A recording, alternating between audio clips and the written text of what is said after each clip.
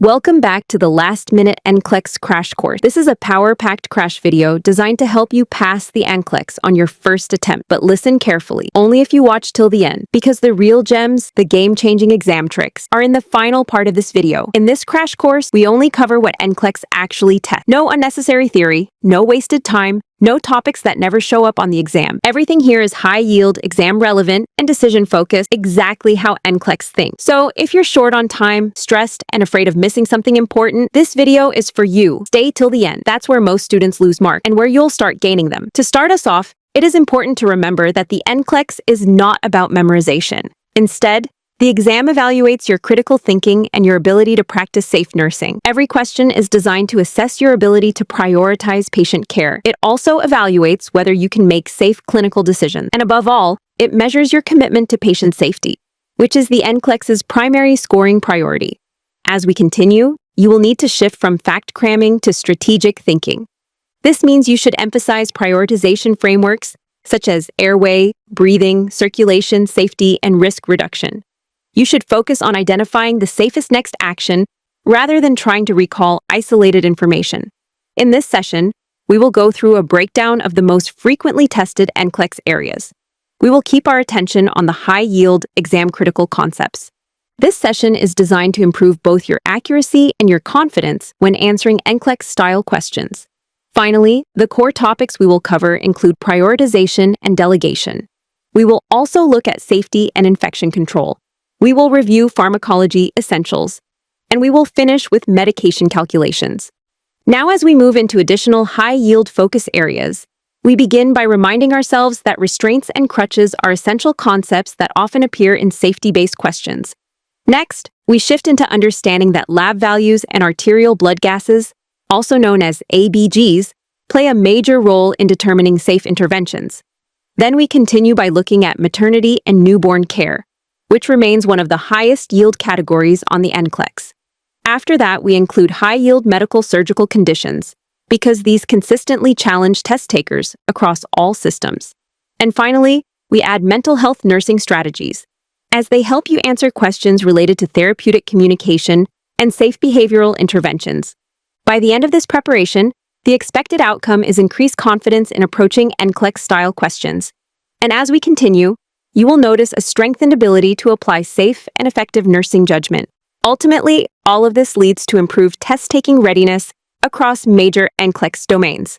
So, when we ask how we actually tackle the NCLEX, the first thing to understand is that the NCLEX follows predictable patterns. From there, it becomes clear that success comes from understanding safety-based reasoning. The exam consistently tests safe nursing, not memorization, and this is why we emphasize that you must focus on thinking like a nurse, not cramming facts. Moving forward into 3 big tips for NCLEX questions. The first idea is that you should use tested strategies to identify the safest answer. Then you need to apply consistent logic across all question types, so your approach remains stable and reliable throughout the exam. Now, when we break down tip number 1, which is to eliminate extreme answers, remember that you should avoid choices with absolute terms such as never, always, or only. This is because extreme wording is usually incorrect. And finally, keep in mind that the NCLEX prefers realistic, safety-based responses. As we move into tip 2, let us focus on the select all that apply strategy. And the first idea here is that you should treat each option as true or false independently. This means you do not compare options to each other, and you simply look at each one on its own merit. Then you choose all responses that match the clinical scenario, selecting only those that directly align with what the question is asking. Finally, remember to avoid overthinking and stick to objective correctness so that your choices remain clear and accurate. Continuing with tip 3, you are encouraged to trust your gut because your first instinct is often correct. Very often, overanalysis leads to second-guessing, which can pull you away from the right answer. So choose the answer that reflects safe nursing judgment, allowing your foundational training to guide you confidently. Now, shifting into the NCLEX mindset for success, always remember to prioritize patient safety in every question. The exam expects you to apply critical thinking, not memorization, so focus on reasoning rather than recall. And as you move through the test, maintain calm, structured reasoning during the exam to keep your decisions accurate and consistent. Next, let us look at prioritization and delegation in this high-yield overview. where the first important point is that NCLEX frequently tests prioritization and delegation. To approach this safely, you should use the ABCS as the primary framework. And as you apply that framework, remember that physical health needs come before psychosocial needs every time. Finally, we focus on the ABCs beginning with airway, and the first reminder is that A stands for airway. This is the highest priority in all scenarios, no matter what the situation may be. If the airway is compromised, no other intervention matters because oxygenation comes first. And when you see stridor, you should recognize it as a potential airway obstruction that requires immediate priority. As we continue with the ABCs, B stands for breathing. And this means we always address ineffective breathing or hypoxia immediately. On the NCLEX, any oxygen saturation less than 90% is a clear red flag. Moving forward with an ABCs, C stands for circulation. We remember that poor perfusion leads to organ dysfunction. And when you see active bleeding or unstable hemodynamics, you must prioritize them without hesitation. Now, when we apply ABC priorities in real NCLEX situations, stridor is always prioritized over a high fever. An oxygen saturation of 82% is always more urgent than a wound infection. Someone who is bleeding out must always come before someone experiencing a panic attack. And this is because life-threatening physiological issues take precedence every single time. As we refine these priorities further, always remember to stabilize physical needs first. Psychosocial concerns such as panic, anxiety, or coping challenges are always secondary, and we intervene in those only after any immediate physiological threats have been fully resolved. And finally, if you are preparing for the NCLEX and aiming to pass on your first attempt, then you should know that high-yield, exam-focused learning support is available. It is strategically designed for serious NCLEX candidates who want structured and effective guidance. Let us begin by exploring what this online NCLEX Crash Course offers, starting with its comprehensive high-yield coverage, because this ensures you focus only on what truly matters for exam success. It continues with real NCLEX-style clinical judgment logic, which means every concept is aligned with how the actual test evaluates your decision-making. Then we discuss exam-oriented strategies that improve scoring, helping you approach questions with clarity and confidence. And finally, you will benefit from streamlined content to avoid overload, allowing you to study efficiently without feeling overwhelmed. Moving forward, let us look at the limited time discount, beginning with the fact that a 70% discount is available for a short period. This means enrollment is required now to secure the offer before it expires. And this discount makes it ideal for candidates needing structured final preparation, giving you strong support at the right moment in your study journey. Now, let us continue with the additional free NCLEX resources, starting with free NCLEX notes, guides, and essential revision materials that you can use immediately. You can get quick access through the website WhatsApp chat, making it easy to download what you need. And you will also receive direct support from our team for study resources, ensuring that help is always available when you need it most. As we move to your next step toward NCLEX success, you can choose the full crash course or start with free notes, depending on what suits your preparation. Both options are available immediately, so you can begin without delay. And ultimately, taking action now will strengthen your NCLEX readiness and help you move confidently toward passing the exam. Finally, let us finish with enrollment information, where you simply visit our website to enroll in the NCLEX Crash Course. The link is provided in the description box for easy access. And once you join, you can begin your journey toward passing the NCLEX with confidence. As we begin, we will look at unstable versus stable patients for NCLEX priority. I will start by guiding you on how to identify who to see first in multi-patient scenarios. Remember that unstable patients require immediate attention. Meanwhile, stable patients can safely wait. Now let us talk about the key features of unstable patients. These include new onset symptoms such as sudden confusion, chest pain, or difficulty breathing. They also include acute conditions like stroke, myocardial infarction, or sepsis. Another high-priority category is post-operative patients within the first 24 hours. We also consider anyone with active bleeding as unstable. In addition, severely abnormal vital signs such as hypotension, bradycardia, or hypoxia indicate instability. And here is the key NCLEX note: new, sudden, or acute changes always increase priority. Next, let us shift our focus to the key features of stable patients. These are individuals with chronic conditions such as chronic obstructive pulmonary disease, diabetes, or hypertension.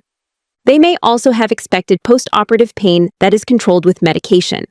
Another example includes discharge-ready patients. And the NCLEX note to remember is that stable patients have predictable outcomes and no immediate risk. Now let me give you a quick NCLEX example. A high-priority patient would be someone with a blood pressure of 80/40 accompanied by confusion, because that indicates instability. A lower priority example would be a diabetic patient waiting for insulin, which reflects a stable condition. And the NCLEX note here reminds you that altered mental status combined with hypotension requires immediate evaluation. Finally, let us review delegation of work as an NCLEX essential. You need to remember that delegation is a major NCLEX priority topic. You must know which tasks must be done by the registered nurse, and you must also know what can be safely delegated to the licensed practical nurse and the unlicensed assistive personnel. As we move into this slide, let us talk about the responsibilities that only a registered nurse can perform. To begin with, remember that you should not delegate any tasks that require evaluation. You should also avoid delegating any tasks that involve assessment. You must not delegate anything related to teaching. This is why we rely on the rule called EAT, which stands for Evaluate, Assess, and Teach. Finally, understand that the registered nurse handles initial assessments, care planning, and all clinical judgment tasks. Now let us continue by reviewing the principles of safe delegation. Registered nurses should delegate only to stable clients who have predictable outcomes. They should not delegate any tasks that involve clinical decision-making. They must also avoid delegating the care of new admissions. They should not delegate care for clients who have post-procedure instability. And to complete safe delegation, the nurse must ensure clear instructions and follow up after delegation. Moving forward, let us look at what registered nurses must do. Registered nurses are responsible for initial assessment. They also perform post-operative assessments. They handle new admissions. They provide teaching on new medications, procedures, and discharge instructions. They administer intravenous push medications. They manage blood transfusions, including initiation, monitoring, and overall management. They take care of unstable patients. They develop care plans and nursing diagnoses. And most importantly, tasks requiring clinical judgment always remain with the registered nurse. Now, let us shift our focus to the role of the licensed practical nurse. A licensed practical nurse cares for stable patients only. A licensed practical nurse works under the supervision of a registered nurse, and the licensed practical nurse focuses on predictable outcomes and routine care. Finally, let us explain what licensed practical nurses can do. They can administer oral, subcutaneous, and intramuscular medications. They can reinforce education that has already been provided by the registered nurse. They can perform wound care and dressing changes, and they can insert urinary catheters and perform basic procedures within their scope of practice. To begin, let us talk about what licensed practical nurses cannot do. First, they cannot perform initial assessments or admission assessments, and next, they cannot give intravenous push medications. And this is a strict NCLEX safety restriction. They also cannot care for unstable patients or those requiring complex clinical judgment. And finally, they cannot initiate patient teaching, although they may reinforce what has already been taught. Moving forward, here is an important NCLEX safety reminder. You should assign licensed practical nurses to stable and predictable patients. You should assign registered nurses to unstable clients, new admissions, or anyone with changing conditions. And remember, intravenous push always means the registered nurse. Now, let us look at what unlicensed assistive personnel can do within their role overview. They support activities of daily living. They work with stable patients only. And they cannot assess, they cannot interpret findings, and they cannot make clinical decisions. As we continue, let us review the activities of daily living that unlicensed assistive personnel may assist with. They may assist with bathing. They may assist with feeding. They may assist with toileting. And they may assist with ambulation. Finally, let us list the tasks that unlicensed assistive personnel can perform. They can measure vital signs on stable clients. They can transport stable clients. And they can report changes to the nurse, which is an NCLEX Critical Safety Edition. Here, let me walk you through the tasks that unlicensed assistive personnel cannot perform, starting with the fact that they cannot assess or gather data requiring clinical judgment. They also cannot interpret findings or evaluate outcomes. And finally, they cannot make clinical decisions or perform nursing interventions that require assessment. Now, moving into our delegation example question, we are looking at which task a registered nurse can delegate to a UAP. The correct answer is ambulating a stable postoperative patient. And the key idea here is that stable means a predictable outcome with no need for ongoing assessment. As we shift to understanding an incorrect option and why it cannot be delegated, remember that monitoring a patient after a blood transfusion is not appropriate for a UAP. This is because it requires registered nurse assessment and evaluation. It is a high-risk situation, and a UAP cannot monitor for transfusion reactions. Next, when we focus on discharge priorities, the key concept is that discharge criteria help free beds safely during high census. And always, you must prioritize safe discharge based on patient stability. Finally, when identifying which patients are appropriate for discharge, we look for those with stable chronic conditions, such as a chronic obstructive pulmonary disease patient who is stable on home oxygen. We also consider expected post-operative recoveries with no complications, and we make sure there are no new symptoms or instability. As we begin this section, let us talk through the patients who should not be discharged. Any unstable patient should never be sent home because instability always signals potential danger. New or worsening symptoms also mean the patient is not ready for discharge and must continue to be monitored. Less than 24 hours post-operative is another clear reason to keep the patient in the hospital, since complications often occur early. High risk of complications such as infection, bleeding, or hemodynamic changes also means the patient must stay under professional supervision. Now, let us move into an NCLEX clinical decision point to reinforce this. It is safe to discharge a stable chronic obstructive pulmonary disease patient on home oxygen when the condition remains unchanged from baseline. However, a postoperative patient with a sudden blood pressure drop must remain hospitalized because that is a clear sign of instability. As we continue building prioritization skills, always prioritize client safety because that is the foundation of NCLEX thinking. Address falls, airway problems, and unstable vital signs first to prevent life-threatening complications. Never assume information and rely only on what is stated in the question, so your decisions stay accurate. When unsure between options, choose the safest intervention because safety always guides your priority decisions.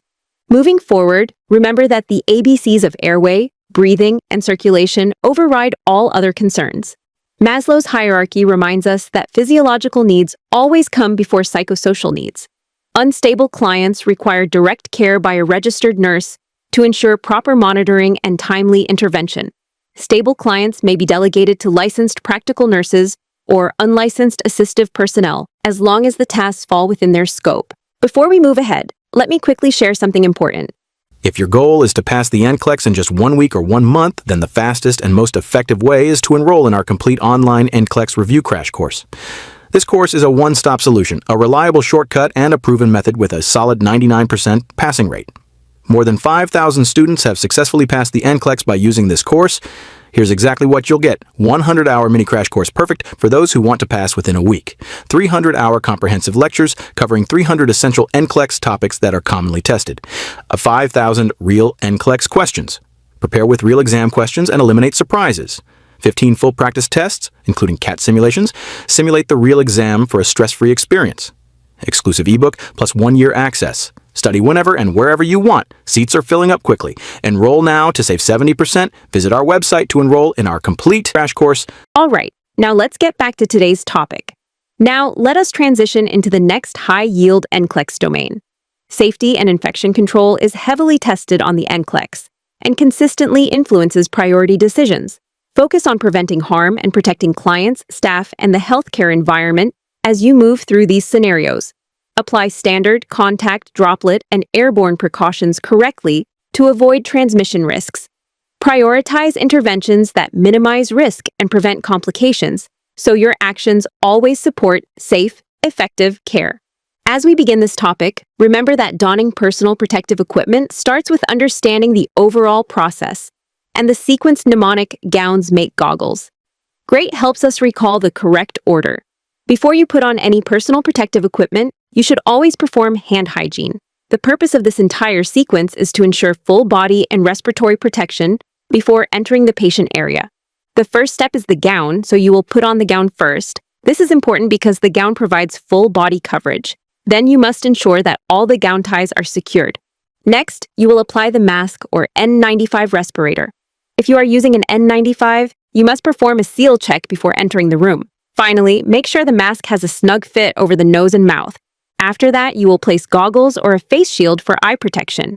This equipment must cover the front and the sides of the eyes. The last step is donning gloves, because gloves are always last. Be sure to extend the gloves over the gown cuffs to ensure wrist protection. And throughout this step, maintain sterility and avoid contamination. As we look at NCLEX safety reminders, the first thing I want you to remember is that hand hygiene must be performed before and after donning personal protective equipment, because this is the foundation of preventing transmission. Next, you must always complete a seal check when using an N95 respirator, since this confirms proper protection. And finally, the donning order must be followed exactly to prevent exposure, because any deviation increases risk. When we move into removing personal protective equipment, the key principle is that the highest contamination risk occurs during removal. This is why we must follow the exact order to prevent self-contamination. And remember, gloves come off first and the mask comes off last. In step 1, we begin by removing the gloves, and this matters because they are the most contaminated item. To do this safely, we use the glove-in-glove removal technique. We make sure to peel the gloves off inside out so the contaminated surface stays contained. And we perform hand hygiene or sanitize if the hands become contaminated. For step 2, we remove the goggles or the face shield. And we do this while being careful to avoid touching the face. We handle the device only by the clean headband or earpieces to maintain safety. Then we dispose of it or place it in the designated reprocessing area. In step 3, we remove the gown by untying it from the back. We then pull it away from the body so we do not brush contaminated surfaces onto ourselves. Next, we roll the gown inward so that the contaminated side stays inside. And finally, we discard it in the appropriate container. Now, as we move to step 4, we remove the mask last. And this is always done to maintain respiratory protection. We must remember that if the mask is an N95, it should be removed outside the patient room when airborne precautions are in place. And finally, we remind ourselves to avoid touching the front of the mask. After that, we move into the final step, which is performing hand hygiene. And this means immediate hand washing once all personal protective equipment has been removed. This is a critical NCLEX safety step because it prevents contamination. Next, we come to a few high-yield NCLEX reminders, starting with the order of doffing, which goes gloves, then goggles or face shield, then gown, and finally the mask. We emphasize again that gloves have the highest level of contamination. We also reinforce that the mask is the last item removed. And we conclude this reminder by noting that the N95 is removed outside the room when airborne precautions are used. Moving forward, let us review the key concept of airborne precautions by remembering that airborne infections spread through tiny particles that float in the air. These infections require the use of an N95 respirator. And to help recall this, we use the mnemonic, "My chicken has TB." Finally, we look at the airborne diseases included in the mnemonic, "My chicken has TB," beginning with measles. Then we add chickenpox, also known as varicella. We include herpes zoster, specifically disseminated shingles. And we end with tuberculosis, which is NCLEX critical, because it must be confirmed with airborne isolation immediately. Let us begin by reviewing the required airborne precaution measures. And the first point is that the client must be placed in a private room only, with no cohorting allowed when the other client is immunocompromised. Next, we maintain safety by ensuring the room has negative pressure airflow to prevent the spread of airborne particles. And finally, every staff member entering the room must wear an N95 respirator to remain fully protected. Now, as we move to patient transport rules, remember that the patient must wear a surgical mask if they need to leave the room for any reason. Along with that, we must maintain full airborne precaution status throughout the entire transport process to keep everyone safe. Continuing with a few NCLEX high-yield clarifications, tuberculosis is the classic airborne precaution patient that the exam loves to test. It requires both an N95 respirator and a negative pressure room, and NCLEX frequently focuses on this combination. And do not forget that respiratory syncytial virus, or RSV, is not an airborne condition because it uses contact precautions instead. Moving into droplet precautions, The key concept is that spread occurs through coughing, sneezing, and talking. This is why healthcare workers must wear a surgical mask when caring for these patients. A helpful mnemonic to remember is SPIDERMAN. A private room is preferred for droplet precautions, although cohorting is allowed for clients with the same infection. And just like airborne transport, the patient must wear a surgical mask when leaving the room. Now, let us walk through the Spider-Man infection list, and we begin with sepsis. Following that, we include scarlet fever. The next infection is strep pharyngitis. Then we add pertussis. Pneumonia is also on this list. Influenza is another important one. We continue with diphtheria. Next is epiglottitis. We also include rubella. Then comes mumps. Meningitis is another key droplet illness. And finally, we end the list with adenovirus. As we begin this section, remember that understanding required personal protective equipment and safety distances is essential for NCLEX accuracy. First, we wear a surgical mask within 3 to 6 feet of the patient, and this helps maintain proper droplet protection. Next, we make sure to maintain droplet barrier precautions at all times, because consistency is what keeps exposure risk low. Finally, we use cohorting only if patients have the same confirmed infection, ensuring that transmission remains controlled and predictable. Moving into a very high-yield NCLEX alert, let us talk about bacterial meningitis. The precaution type is droplet, not airborne, and this distinction is something the exam often tests. The correct personal protective equipment is a surgical mask, which must be applied immediately. And because timing matters, we prioritize immediate droplet isolation on suspicion to protect everyone involved. Now, shifting into contact precautions, let us look at how these infections spread. Contact infections spread through direct contact, making physical exposure the primary concern. The required personal protective equipment is a gown and gloves, and both must be used consistently. The key mnemonic is MRSWEE, which helps you quickly recall the major conditions related to contact precautions. Continuing with that mnemonic, let us break down what MRSWEE includes. The first category is multi-drug-resistant organisms such as methicillin-resistant Staphylococcus aureus and vancomycin-resistant Enterococcus. The next group is respiratory infections, such as respiratory syncytial virus. We then include skin infections, which involve scabies and impetigo. Following that, we have wound infections, which also require strict contact precautions. Then we consider enteric infections, including Clostridioides difficile. And finally, eye infections such as conjunctivitis complete the list for MRSWEE. As we wrap up, let us look at proper patient placement under these precautions. A private room is preferred, as this reduces the risk of spreading infection. However, the patient may cohort with another patient having the same infection if necessary. And to maintain safety, we limit patient movement outside the room to minimize exposure opportunities. To begin, let us talk about the required personal protective equipment for contact precautions. And the first point is that we must use a gown and gloves for all interactions. Next, we need to remember that we must remove our personal protective equipment before leaving the room. And finally, we should use dedicated patient care equipment whenever possible. Moving forward, let us look at the special rule for Clostridioides difficile. And the key idea here is that we must wash our hands with soap and water. We then need to emphasize that alcohol-based sanitizers do not kill spores. And to complete this slide, environmental cleaning requires sporocidal agents, which is an NCLEX critical micro detail. Now, let us shift into the NCLEX decision points, beginning with the fact that a patient requiring contact precautions means MRSA is the correct answer. Then, it is important to clarify that measles is airborne, requiring an N95 respirator, and not contact precautions. As we continue, here is a quick NCLEX isolation overview, starting with tuberculosis, measles, and varicella, which all require airborne precautions. Then we have influenza and meningitis, which follow droplet precautions. And finally, MRSA, Clostridioides difficile, and respiratory syncytial virus all require contact precautions. To wrap up the set, let us review airborne precautions, beginning with the requirement to always use an N95 respirator. We also need to remember that a negative pressure room is required.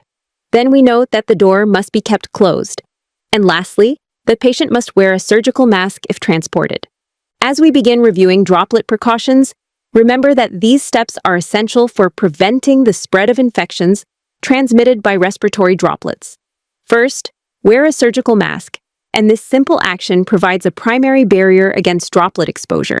Next, maintain a 3 to 6 feet distance, because staying within this range reduces your risk of encountering infectious particles. The patient should wear a mask during transport, which helps contain their respiratory droplets while being moved. Finally, a private room is preferred, as isolating the patient lowers the chance of transmission to others. Now shifting into contact precautions, this category focuses on preventing infection spread through direct and indirect touch. You should wear a gown and gloves, because these protect you whenever you enter the room.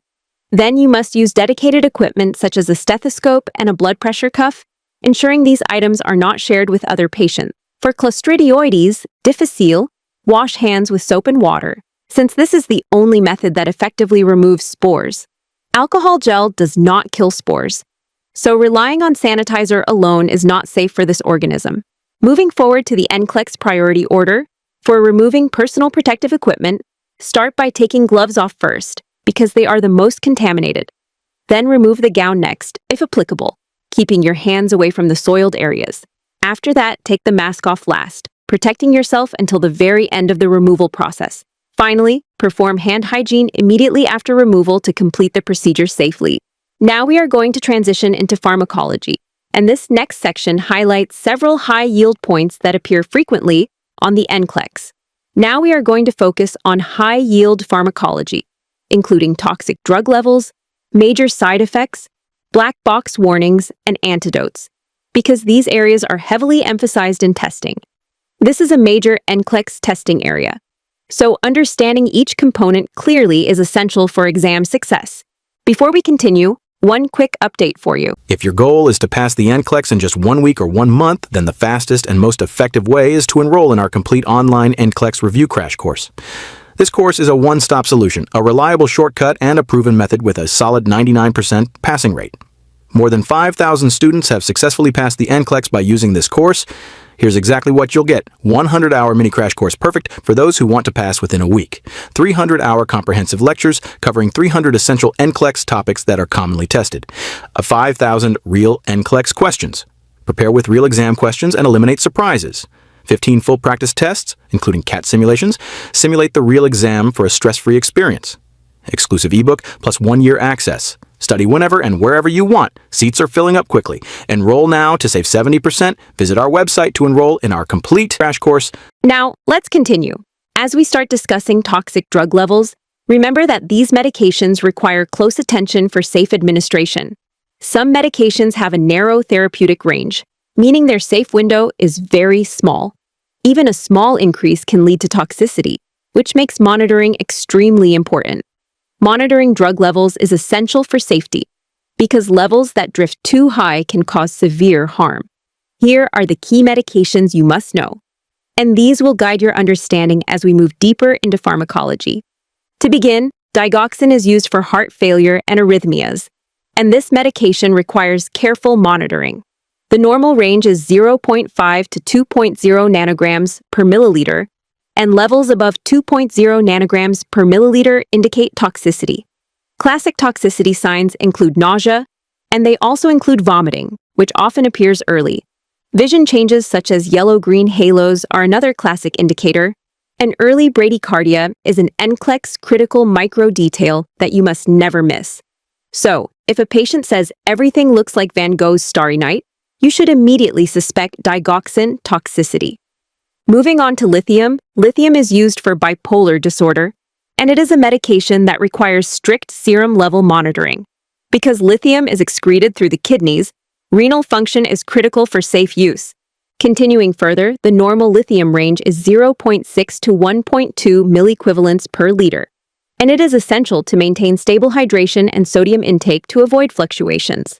Next, toxicity begins at 1.5 milliequivalents per liter or higher, and early recognition prevents severe neurological and renal complications. Finally, signs of lithium toxicity include extreme thirst, and they also include excessive urination, as the body attempts to compensate. Symptoms such as nausea, vomiting, and diarrhea may appear, and confusion is another significant indicator. Ultimately, the patient is essentially drying out due to the dehydration risk. Let us begin by looking at the important safety concerns. And the first point to remember is that lithium can cause kidney damage. This is why we must closely monitor creatinine, urine output, and hydration status. And because hydration is so essential for kidney protection, we also need to report dehydration signs immediately. Now, moving into phenytoin, we start with the fact that phenytoin is an anti-seizure medication. It is used for seizure control and prevention. And because maintaining effectiveness and avoiding harm depends on accurate dosing, it requires strict therapeutic level monitoring. Continuing with levels, the normal serum phenytoin level is 10 to 20 micrograms per milliliter. Levels above 20 micrograms per milliliter indicate toxicity. And to ensure accurate clinical judgment, we always assess clinical symptoms along with the lab value. Next, as we examine early toxicity, one of the key findings is ataxia. This is followed by an unsteady gait. Another important early sign is slurred speech. And these neurologic signs often mimic alcohol intoxication. Finally, here is your NCLEX critical point, which is that if the patient appears drunk, immediately check the phenytoin level. Prompt recognition prevents severe toxicity and complications. Let us begin by looking at some key NCLEX facts about theophylline. Theophylline is a bronchodilator used for airway relaxation. And this is an important point to remember for respiratory questions on the exam. The therapeutic serum range is 10 to 20 micrograms per milliliter, which means we must stay within this window for safe and effective treatment. We need to monitor levels regularly due to its narrow therapeutic index, because even small fluctuations can quickly lead to unsafe levels. Next, we will move into the toxicity risks associated with this medication. Levels greater than 20 micrograms per milliliter indicate toxicity, and that is a number the NCLEX expects you to recognize immediately. High levels increase the risk of seizures, which makes this medication particularly dangerous when it rises above range. Additional toxicity signs include nausea, vomiting, and tachycardia. And this final detail is especially important as an NCLEX critical micropoint. Now, let us continue with another high-yield medication, and that is acetaminophen. The therapeutic serum range is 10 to 30 micrograms per milliliter, which helps us determine when the drug is being used safely. Toxicity risk increases with levels above 150 to 200 micrograms per milliliter, and this jump in numbers is a major warning sign on the exam. High levels can lead to severe liver damage, making this one of the most commonly tested toxicity concerns. As we discuss monitoring and safety, remember that this part is essential for NCLEX decision-making. We need to monitor AST and ALT closely for hepatotoxicity, because these enzymes give us the earliest clues of liver injury. Early detection of rising liver enzymes is critical for NCLEX safety, and the exam often expects you to intervene before symptoms appear. We must report any upward trend in liver enzymes immediately, as this is the safest and most appropriate priority action. To wrap up, let us go through a quick NCLEX recap of major medication toxicities.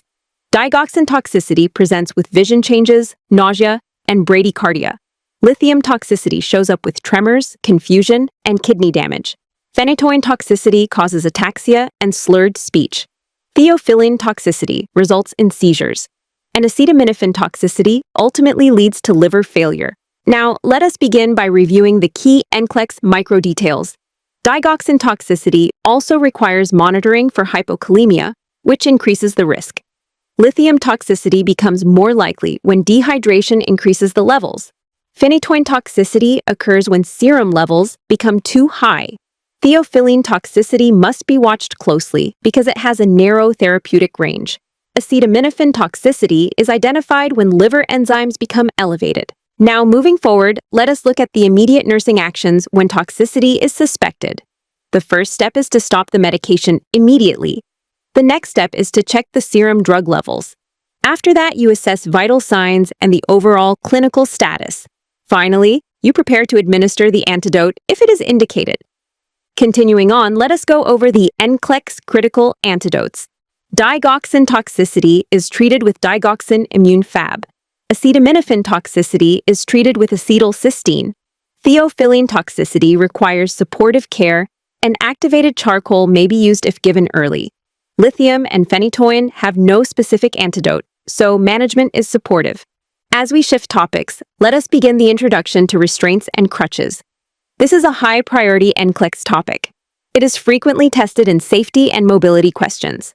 It also requires a clear understanding of legal, ethical, and safe use principles. Finally, let us look at why this topic is important for the NCLEX. It appears often in patient safety scenarios. It tests your knowledge of proper application, monitoring, and alternatives. Misuse increases the risk for injury, making it a high-risk content area.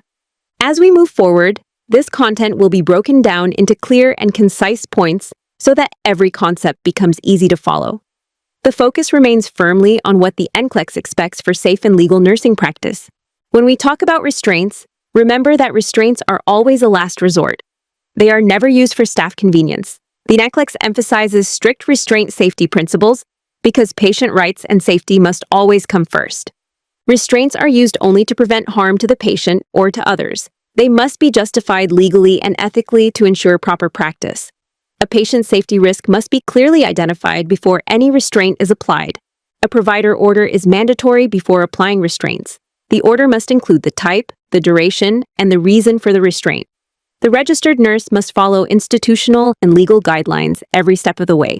In an emergency, restraints may be applied immediately to protect patient safety. However, a provider order must be obtained as soon as possible after application. Thorough and timely documentation is required to maintain legal and professional standards.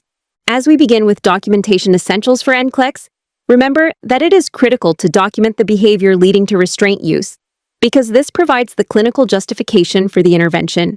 In addition to that, you must clearly document the type and time of the restraint applied so that the record accurately reflects what was used and when.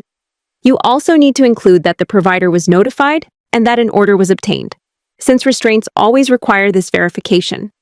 Finally, make sure you document the ongoing assessment and monitoring, because that demonstrates continuous evaluation of the client's safety. Moving forward into the appropriate use of restraints, it is important to remember that restraints are used only when necessary to ensure client and staff safety, emphasizing that they are never a first choice.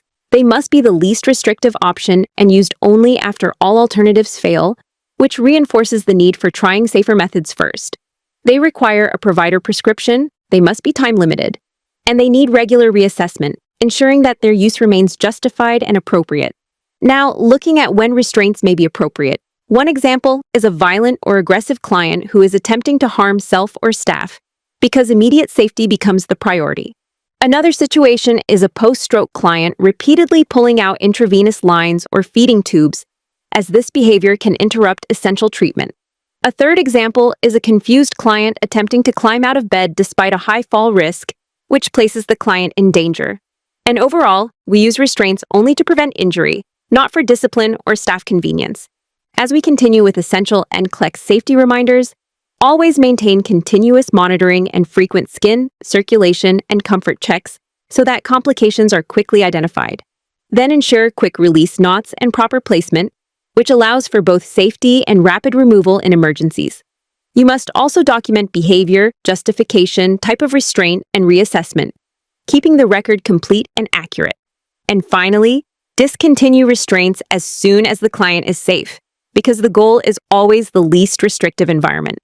To conclude, restraints must never be used for staff or patient convenience, because convenience is never a valid clinical justification. They must also never be used because the patient is annoying, agitated, or difficult to manage, since this violates client rights. They must not be used for dementia, patients who wander without attempting all least restrictive alternatives first, as these clients often respond to gentler strategies.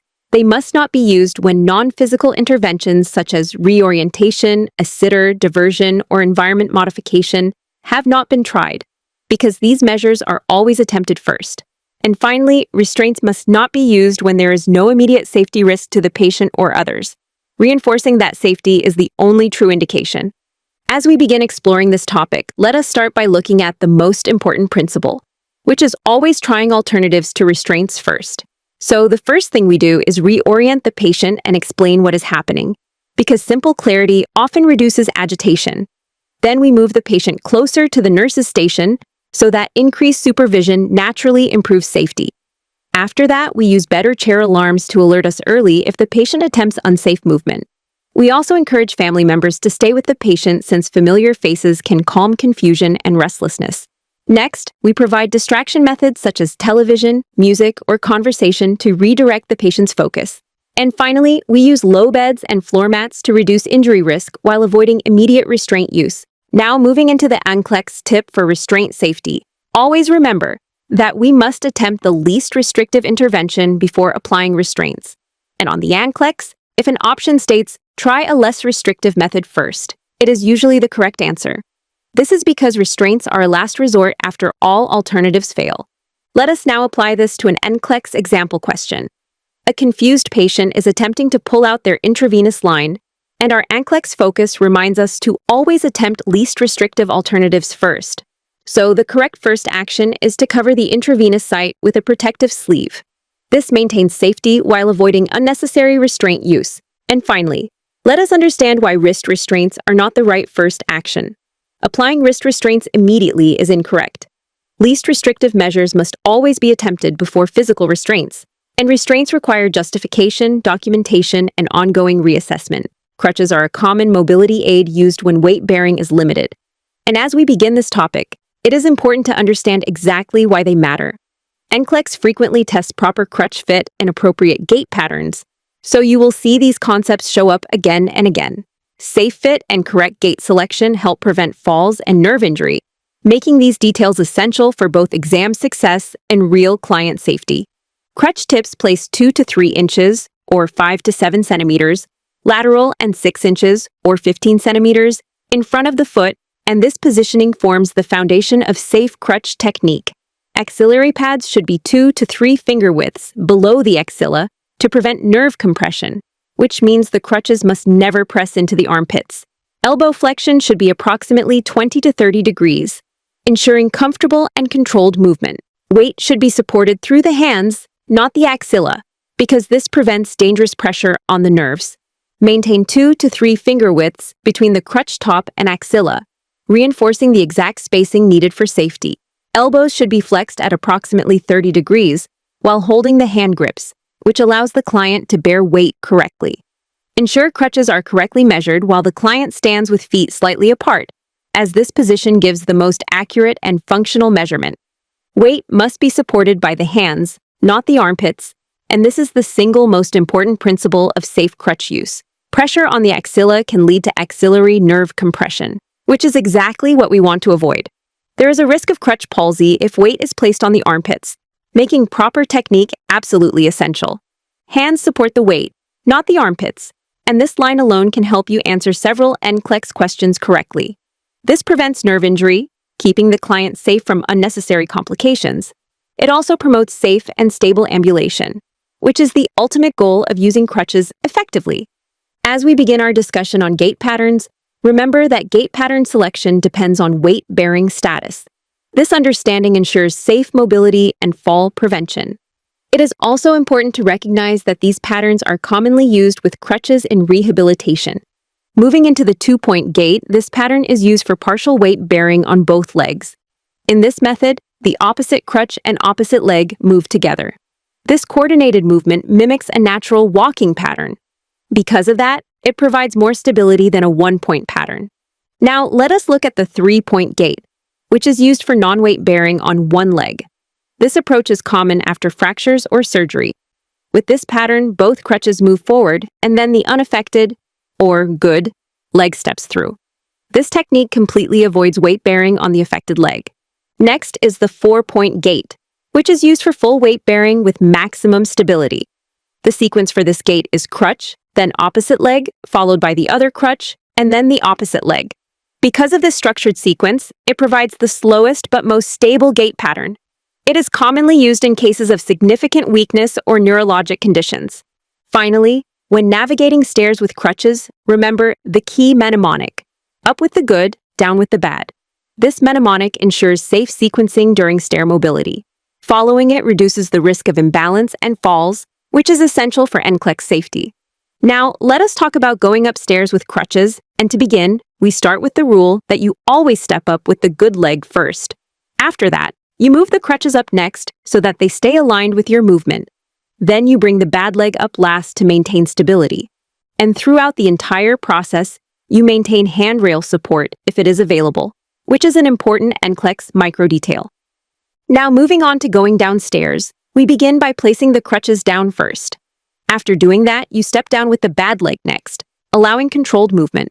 Then you bring the good leg down last to keep your balance. And throughout the descent, you keep your weight centered to prevent the risk of a forward fall, which is an essential NCLEX micro detail. Shifting into a quick wrap-up on restraints, we start with the understanding that restraints are a last resort intervention. Before using them, we must use the least restrictive alternatives first, such as reorientation, a sitter, or diversion techniques. When restraints are required, we always tie restraints to the bed frame and never to the side rails. We also ensure there is a 2-finger looseness under the restraint straps to protect circulation. Then we check and document the restraint status every 15 to 30 minutes. And finally, we release restraints for range of motion every 2 hours, which is a critical NCLEX safety point. Now, let us go into a quick wrap-up on crutches, beginning with maintaining a 2 to 3 finger gap between the axilla and the top of the crutch.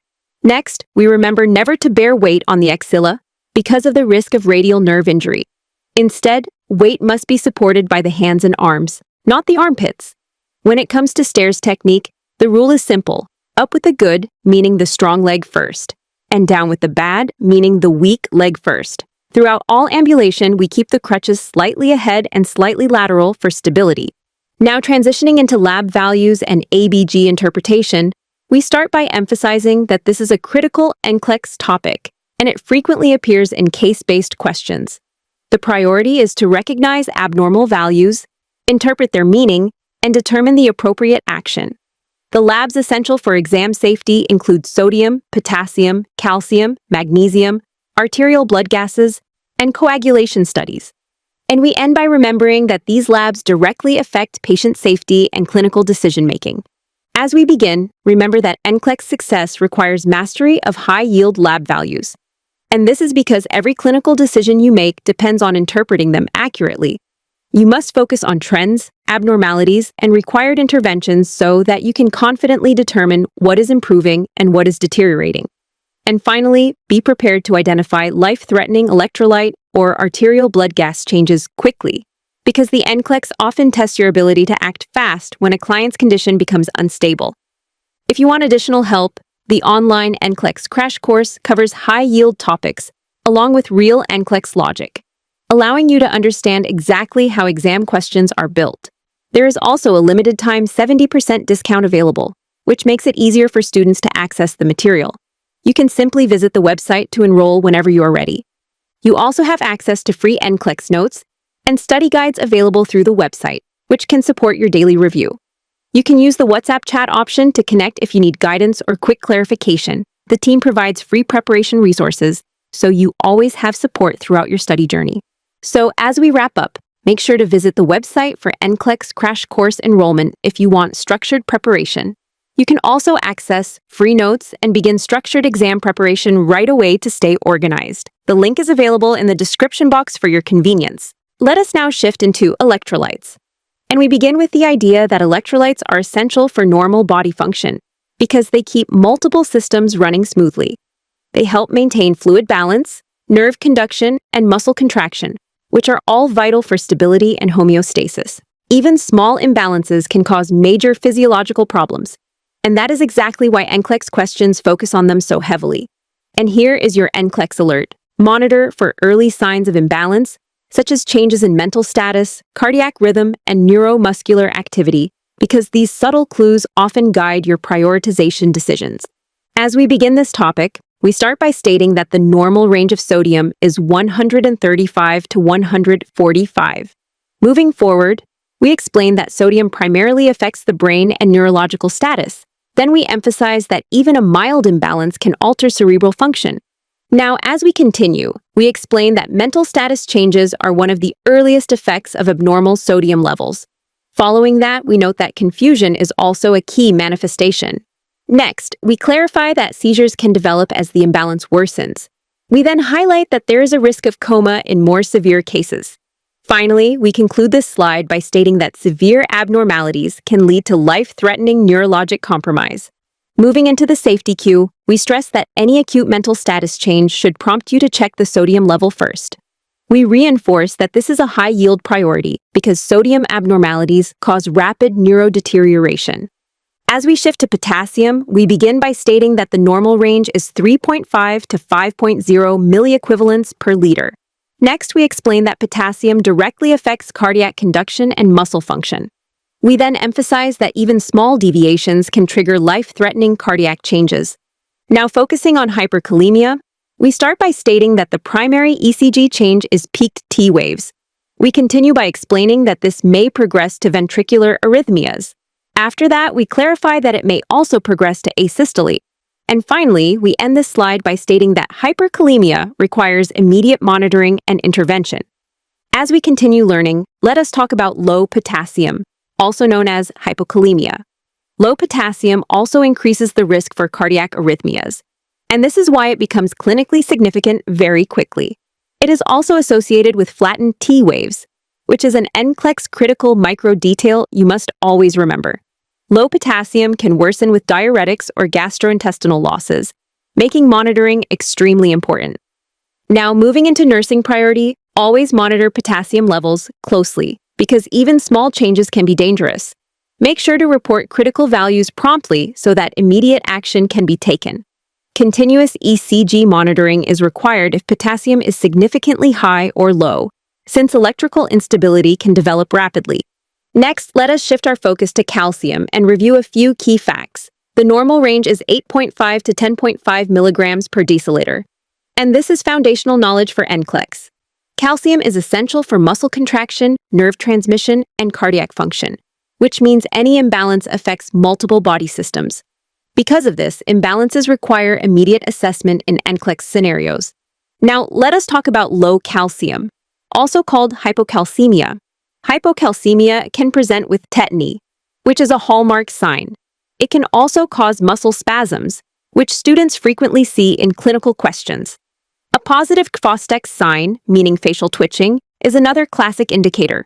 A positive Trousseau's sign, which is carpal spasm with a blood pressure cuff, is equally important for exam recognition.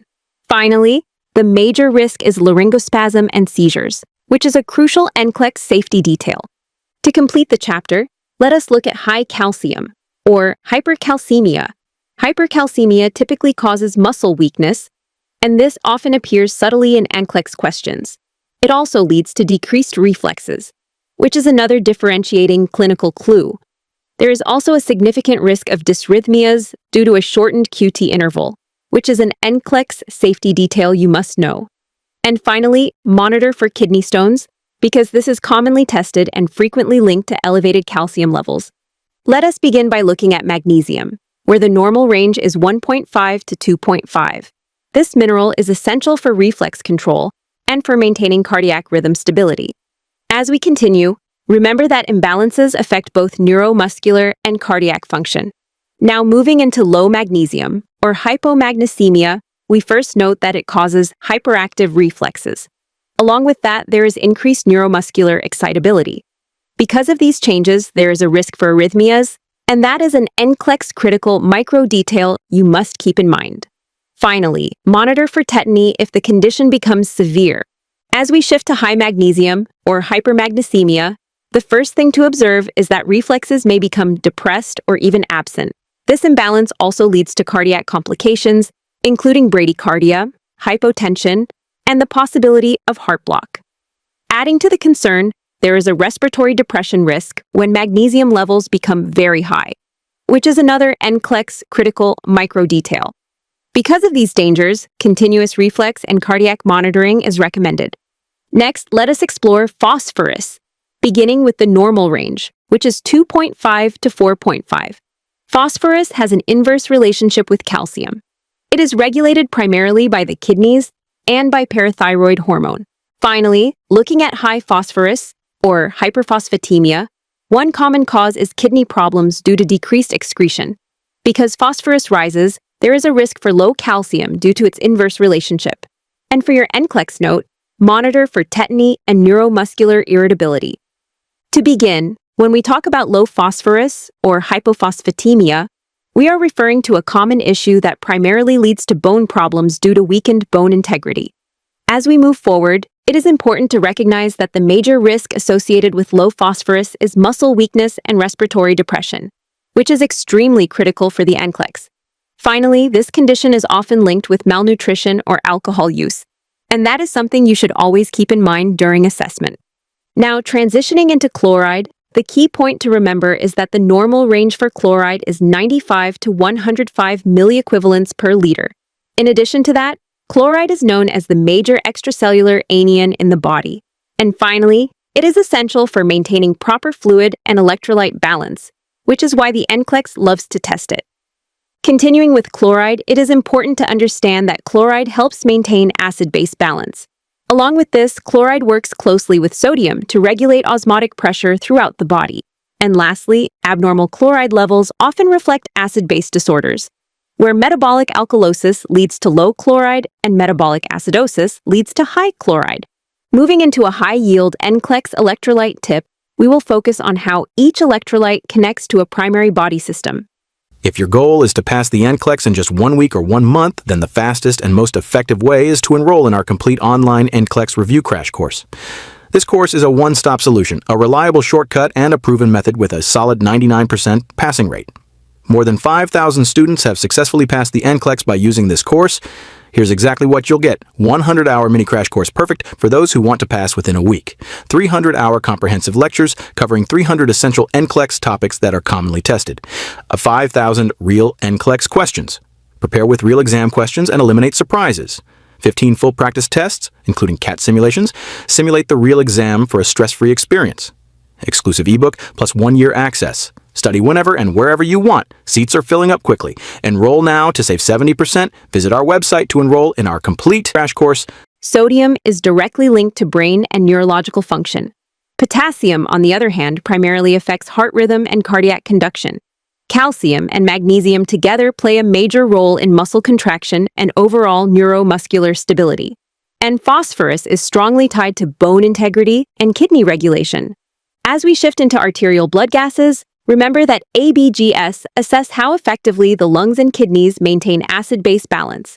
They are absolutely critical for evaluating ventilation, oxygenation, and overall metabolic status. And most importantly, ABGs are the key tool for identifying whether a disturbance is respiratory or metabolic in nature. As we begin, the purpose of arterial blood gas interpretation is to determine the acid-base status of the body, and this helps us clearly understand whether the internal balance is shifting toward acidosis or alkalosis. It also identifies compensation by the lungs or kidneys, allowing us to see which system is trying to correct the problem. Finally, it helps guide urgent clinical decisions, and this becomes an NCLEX critical safety point that you will use repeatedly in exam scenarios. Now, as we move into the essential normal ranges, we begin with the pH range of 7.35 to 7.45, which represents the spectrum from acidic to alkaline. Next, we look at the partial pressure of carbon dioxide, which should remain between 35 and 45 millimeters of mercury. This value represents the respiratory component. Then we consider bicarbonate, which should stay between 22 and 26 milliequivalents per liter. This value represents the metabolic component. Continuing with NCLEX micro details for safety, we remember that a pH less than 7.35 indicates acidosis. A pH greater than 7.45 indicates alkalosis. We also emphasize that the partial pressure of carbon dioxide is always opposite the pH, serving as the respiratory indicator. Meanwhile, bicarbonate moves in the same direction as the pH, serving as the metabolic indicator. As we look at the step-by-step approach to arterial blood gas interpretation, we must follow the steps in this exact order for every arterial blood gas question. The first priority is to determine the acid-base status before analyzing respiratory or metabolic causes. For step 1, we begin by assessing the pH, and a pH below 7.35 indicates acidosis. A pH above 7.45 indicates alkalosis. This step confirms whether the disturbance is acidotic or alkalotic. As we move into step 2, we now evaluate PaCO2 and HCO3-. The first thing we do is check if PaCO2 is within the normal range of 35 to 45 millimeters of mercury. because this tells us whether the respiratory component is functioning normally. Next, we check if HCO3- is within the normal range of 22 to 26 milliequivalents per liter, which reflects the metabolic component. Finally, we compare each value only to its own normal range, so that we do not confuse respiratory and metabolic indicators. Now, in step 3, we compare directions to see whether the components match or oppose the pH. When a value moves in the same direction as the pH, it indicates a metabolic problem. When a value moves in the opposite direction from the pH, it points to a respiratory problem. This simple comparison helps us determine the primary source of the imbalance. At this stage, we perform a final check by determining the compensation status, which is a key NCLEX micro detail. When the situation is uncompensated, the pH is abnormal, and one component is abnormal. When it is partially compensated, all values are abnormal at the same time. When it is fully compensated, the pH has returned to normal, but PaCO2 or HCO3 remains abnormal. And this minimal but crucial detail is exactly what the NCLEX expects you to recognize. To make interpretation easier, we use the ROM mnemonic, which stands for Respiratory Opposite Metabolic Same. This becomes a high-yield tool for interpreting acid-base imbalances. The entire focus here is to help you quickly identify whether a disturbance is respiratory or metabolic. When we look specifically at respiratory patterns, we remember that pH and carbon dioxide move in opposite directions. A decreased pH combined with an increased carbon dioxide indicates respiratory acidosis. An increased pH paired with a decreased carbon dioxide indicates respiratory alkalosis. Whenever you see opposite movement between pH and carbon dioxide, you can confidently identify a respiratory cause. So let us begin by understanding the idea that in metabolic conditions, the pH and bicarbonate move in the same direction. When we see that both the pH and bicarbonate decrease together, we identify this as metabolic acidosis. When both the pH and bicarbonate increase together, we call this metabolic alkalosis. And ultimately, whenever you notice the same movement happening between the two, you can confidently recognize that the cause is metabolic. Now let us do a quick NCLEX check as we focus on matching the pH movement with either carbon dioxide or bicarbonate. When the pH moves in the opposite direction of the other value, we know it indicates a respiratory disorder. When the movement is the same, then it indicates a metabolic disorder. And this is where the ROM strategy becomes so helpful, because it allows you to identify the primary acid-base imbalance very quickly.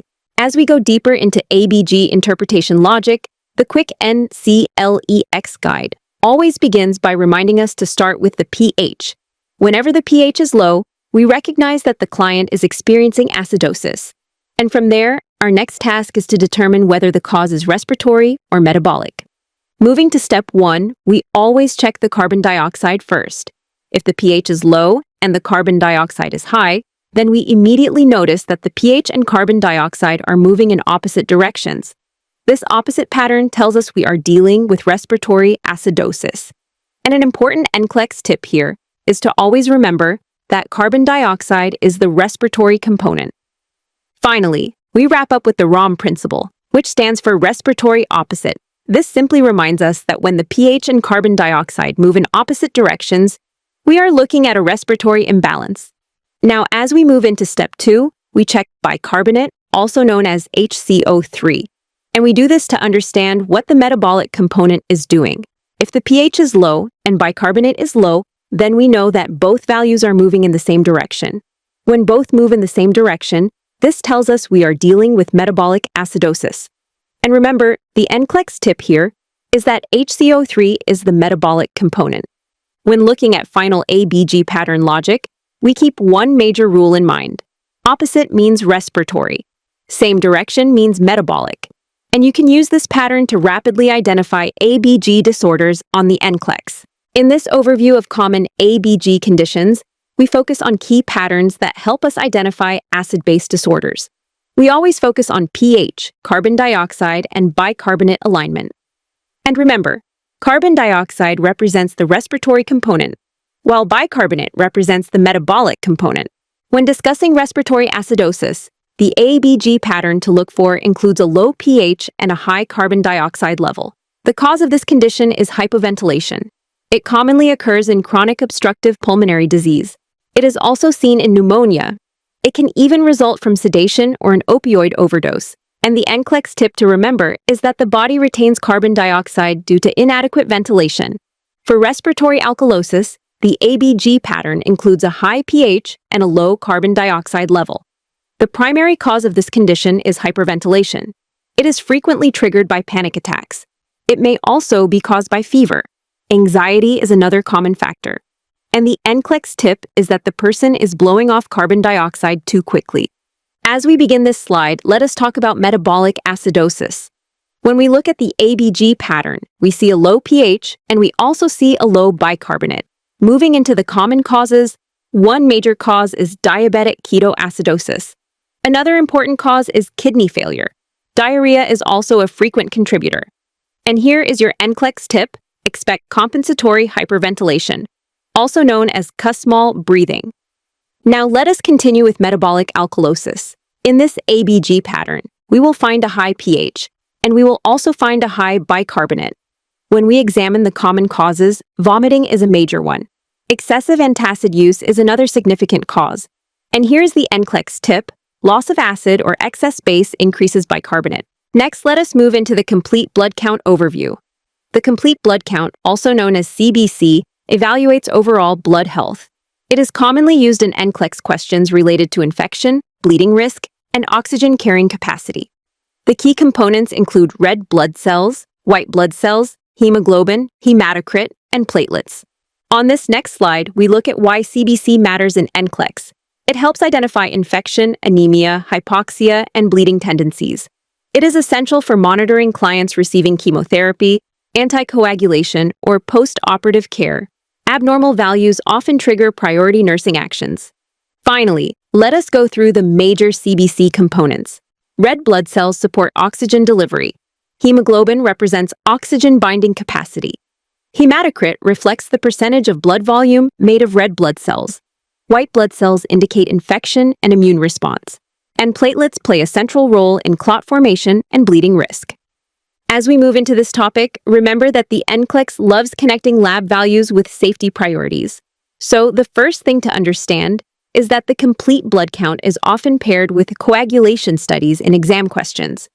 This is important because low platelets equal a bleeding risk, and that is always considered a priority. At the same time, a high white blood cell count suggests a possible infection, which means you must assess the source. Finally, low hemoglobin or hematocrit indicates impaired oxygenation, and that becomes another NCLEX relevant concern. If your goal is to pass the NCLEX in just 1 week or 1 month, then the fastest and most effective way is to enroll in our complete online NCLEX Review Crash Course. This course is a one-stop solution, a reliable shortcut, and a proven method with a solid 99% passing rate. More than 5,000 students have successfully passed the NCLEX by using this course. Here's exactly what you'll get: 100-hour mini crash course perfect for those who want to pass within a week. 300-hour comprehensive lectures covering 300 essential NCLEX topics that are commonly tested. 5,000 real NCLEX questions. Prepare with real exam questions and eliminate surprises.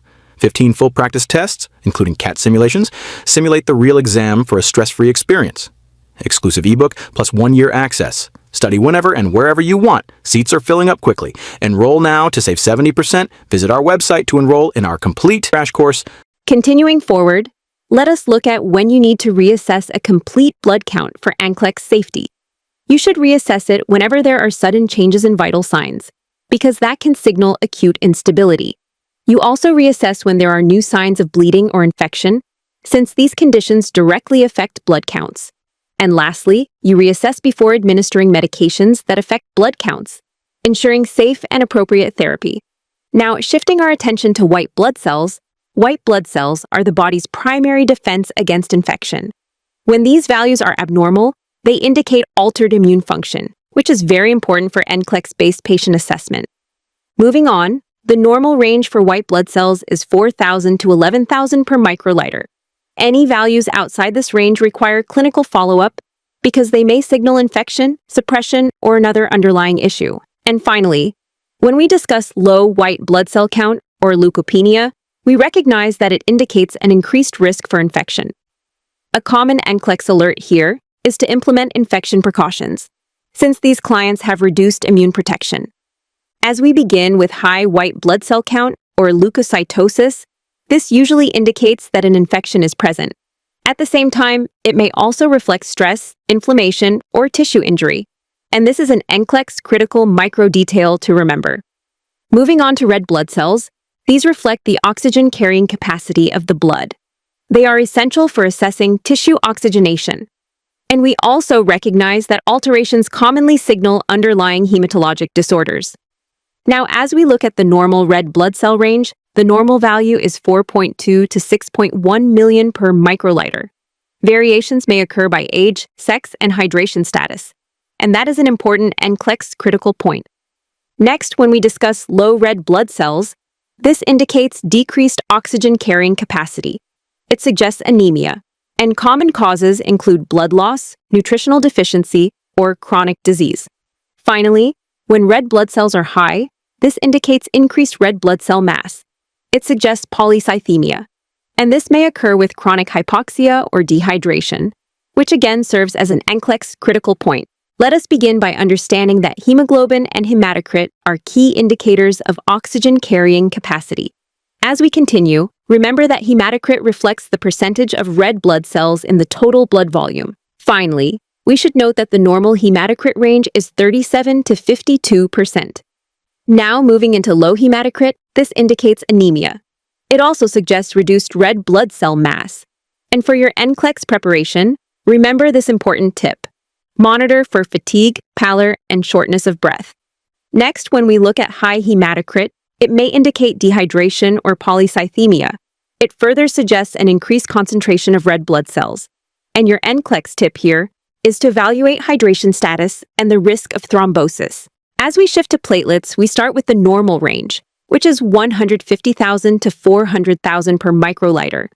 We also need to remember that low platelets mean an increased bleeding risk. Lastly, we monitor for bruising, petechiae, bleeding gums, and prolonged bleeding. Now, let us talk about medication safety with low platelets, where we begin by recognizing that we should question orders for heparin because it increases bleeding risk. We also question aspirin since it has an antiplatelet effect. We avoid drugs that impair clotting unless they are specifically indicated. And the NCLEX alert to remember is that we do not administer anticoagulants or antiplatelets when the platelet count is critically low. As we begin this section, we will start by looking at the key labs used to evaluate clotting function, because these form the foundation of understanding coagulation studies. These labs are essential for clients on anticoagulant therapy, so it is important to pay close attention to what each one tells us. And we monitor these values carefully to assess for bleeding or clotting risk, which is truly an NCLEX critical concept. Moving forward, the normal range for prothrombin time, or PT, is 11 to 14 seconds. And knowing this baseline helps us assess client safety. PT measures the extrinsic pathway and clotting factor function, giving us insight into how effectively the body forms clots. An increased PT indicates slower clotting. And this is a key NCLEX safety point that must always guide our clinical decisions. Next, the normal range for the International Normalized Ratio, or INR, is 0.8 to 1.2, and this standard helps us interpret coagulation status consistently. The INR is a standardized measure of PT, which means it helps us compare clotting times across different laboratories, and it is specifically used to monitor warfarin therapy, making it essential for evaluating anticoagulation effectiveness. Continuing with INR, the therapeutic INR for clients on warfarin is 2 to 3, and this range is vital for safe drug management. Levels less than 2 indicate an increased risk of clot formation, meaning the client is not adequately anticoagulated. Levels greater than 3 indicate an increased risk of bleeding, and this is another NCLEX critical safety concern. Finally, activated partial thromboplastin time, or a PTT, measures the intrinsic and common coagulation pathways, which makes it important for understanding overall clotting function. It is used to monitor unfractionated heparin therapy, so accurate interpretation directly impacts client safety. And the normal APTT is 30 to 40 seconds, giving us the baseline we need for comparison when adjusting anticoagulant dosing. Let us begin by reviewing the therapeutic APTT range for heparin. And the goal for clients on unfractionated heparin is 60 to 80 seconds. This range indicates effective anticoagulation. You must notify the provider if the APTT exceeds the therapeutic range due to bleeding risk. And finally, always adjust the heparin dose per protocol.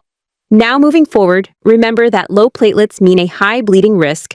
This is why we hold heparin or aspirin when the platelet count is critically low or when the bleeding risk increases. A high international normalized ratio means you must reduce or hold warfarin as indicated.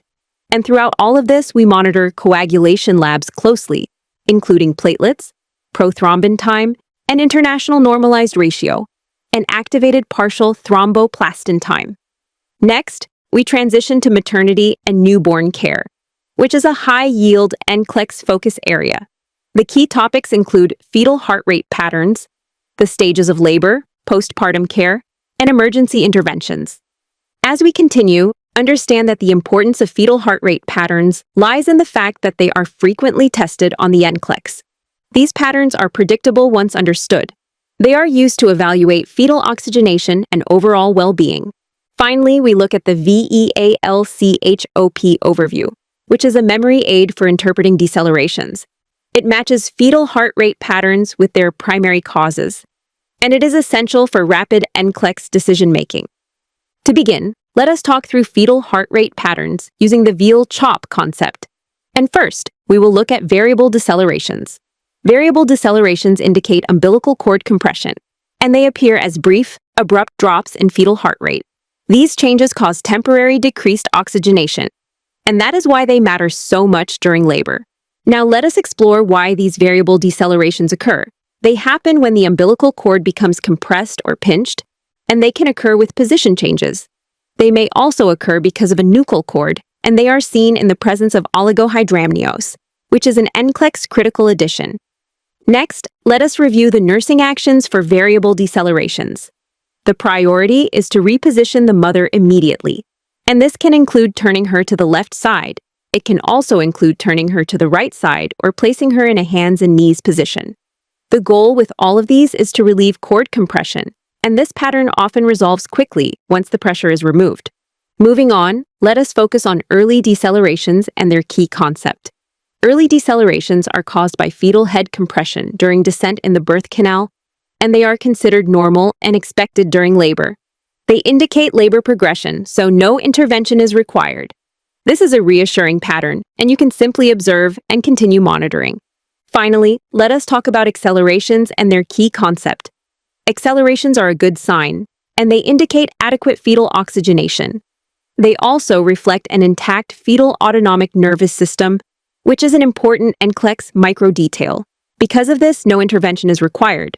As we look at clinical interpretation, we start by recognizing that accelerations are considered reassuring fetal status. This means we should continue routine monitoring. Since the pattern is reassuring, there is no need for intrauterine resuscitation measures. Moving into the key concept of late decelerations, we emphasize that late decelerations are the most concerning fetal heart rate pattern. They indicate uteroplacental insufficiency. This tells us that the fetus is not receiving adequate oxygen.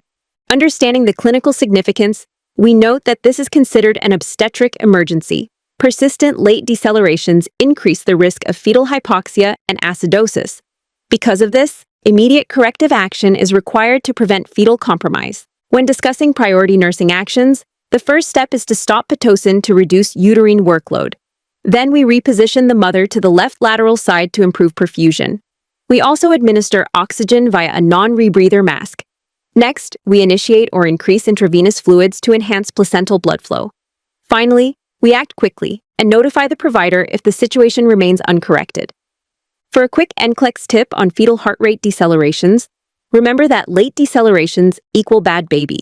They indicate uteroplacental insufficiency, and your priority is to reposition, stop oxytocin, provide oxygen, give intravenous fluids, and notify the provider. Let us begin by talking about early decelerations. And I want you to remember that early decelerations mean no worries. They are simply caused by head compression, and this pattern is both benign and expected during labor progress. Now, moving into variable decelerations, the key idea is that variable decelerations mean we need to move the mother. These are caused by cord compression, and the appropriate interventions include repositioning the client, providing amnioinfusion if it is ordered, and discontinuing oxytocin if it is present. As we continue, understanding the stages of labor helps determine when nursing interventions are required. An accurate identification of these stages is absolutely critical for maternal and fetal safety, especially from an NCLEX perspective. Stage 1 begins with cervical dilation and the onset of contractions, and this moment truly marks the start of true labor. This stage ends when the cervix reaches full dilation, which is 10 centimeters. Finally, stage 1 has 3 distinct phases, and these phases progress from early dilation all the way to full dilation. As labor advances, contraction intensity and frequency increase. As we begin exploring the latent phase of labor, we start by understanding that cervical dilation ranges from 0 to 3 centimeters. During this time, the contractions are typically mild in intensity.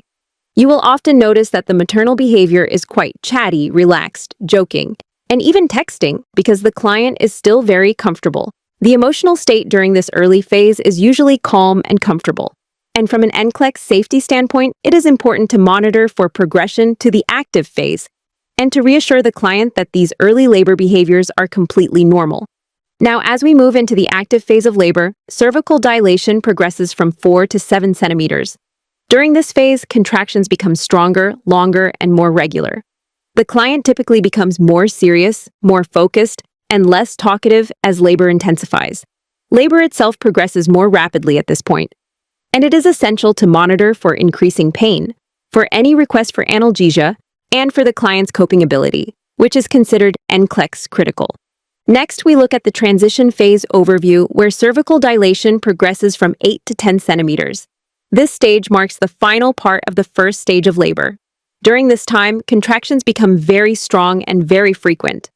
During this transition period, intense physical and emotional reactions are common. The client may shake, feel nauseated, cry, or yell as part of the normal response. The client may even verbalize statements like, "I cannot do this anymore." All of these responses are considered normal during the transition phase. And finally, from an NCLEX safety perspective, you should provide reassurance and continuous support throughout this intense stage. You should encourage breathing techniques to help prevent hyperventilation.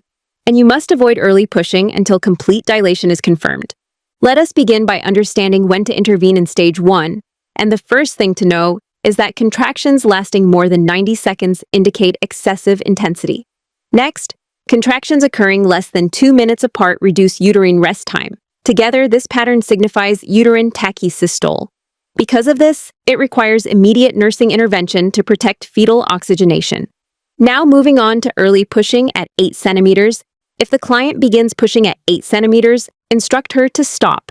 From there, coach her to breathe through contractions. It is simply too early to push, and this creates a risk of cervical swelling and labor delay. Throughout this period, maintain focus on preventing complications and supporting progression to full dilation. As we continue to stage 2, remember that stage 2 begins when the cervix is fully dilated. During this time, the mother pushes and the baby is born. You may observe crowning as the fetal head appears at the perineum. This is the active birthing phase. And as an NCLEX note, monitor fetal heart rate and maternal effort continuously during pushing. Next, let us look at when to intervene in stage 2. An intervention may be needed if the mother has been pushing for hours with no progress. In such situations, possible interventions include forceps or vacuum-assisted delivery. Lack of descent despite effective pushing is a major NCLEX trigger for assisted delivery. Finally, let us review shoulder dystocia recognition. And if the baby's head delivers, but the shoulders get stuck, this indicates shoulder dystocia. This is an obstetric emergency requiring immediate action to prevent fetal hypoxia. So let us begin by reviewing the correct intervention, which is the McRoberts maneuver. The primary intervention here is the McRoberts maneuver, and this is the very first action you should think of on the NCLEX. This maneuver involves positioning the client with her knees brought up toward her chest to help widen the pelvic outlet. After doing that, we add suprapubic pressure to help dislodge the anterior shoulder. And remember, we never apply fundal pressure because that is an NCLEX danger point. Now, as we move into stage 3, this stage begins with the delivery of the placenta. The normal placental delivery time ranges from about 5 to 30 minutes after birth. And if there is any delay beyond 30 minutes, we need to consider the possibility of a retained placenta. So when the placenta is delayed, meaning it has not been delivered by 30 minutes, we immediately suspect a retained placenta. At that point, we notify the provider immediately. If heavy bleeding occurs, the first thing we do is massage the fundus to promote uterine firmness. Then we administer oxytocin as ordered to enhance uterine contractions.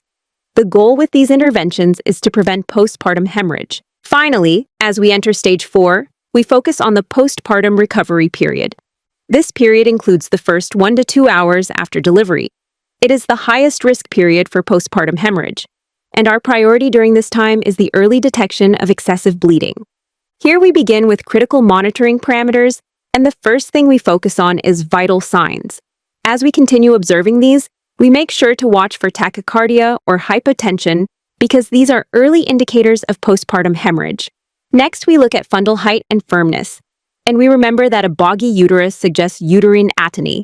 Then we move into the lochia assessment, where we evaluate the amount, the color, and the presence of clots. Now, moving on to monitoring frequency, we assess vital signs, the fundus, and lochia every 15 minutes during the first 1 to 2 hours. As we continue this monitoring, we escalate evaluation immediately if abnormal findings appear. Next, we shift into key recognition points for postpartum hemorrhage, starting with the fact that a boggy fundus means the uterus is soft and not firm, which indicates uterine atony. When we identify this, the immediate action is to begin gentle, continuous fundal massage. After that, we monitor the response to massage, which should cause the uterus to firm up. Now we look at abnormal bleeding indicators, beginning with the understanding that excessive bleeding means soaking more than 1 perineal pad per hour.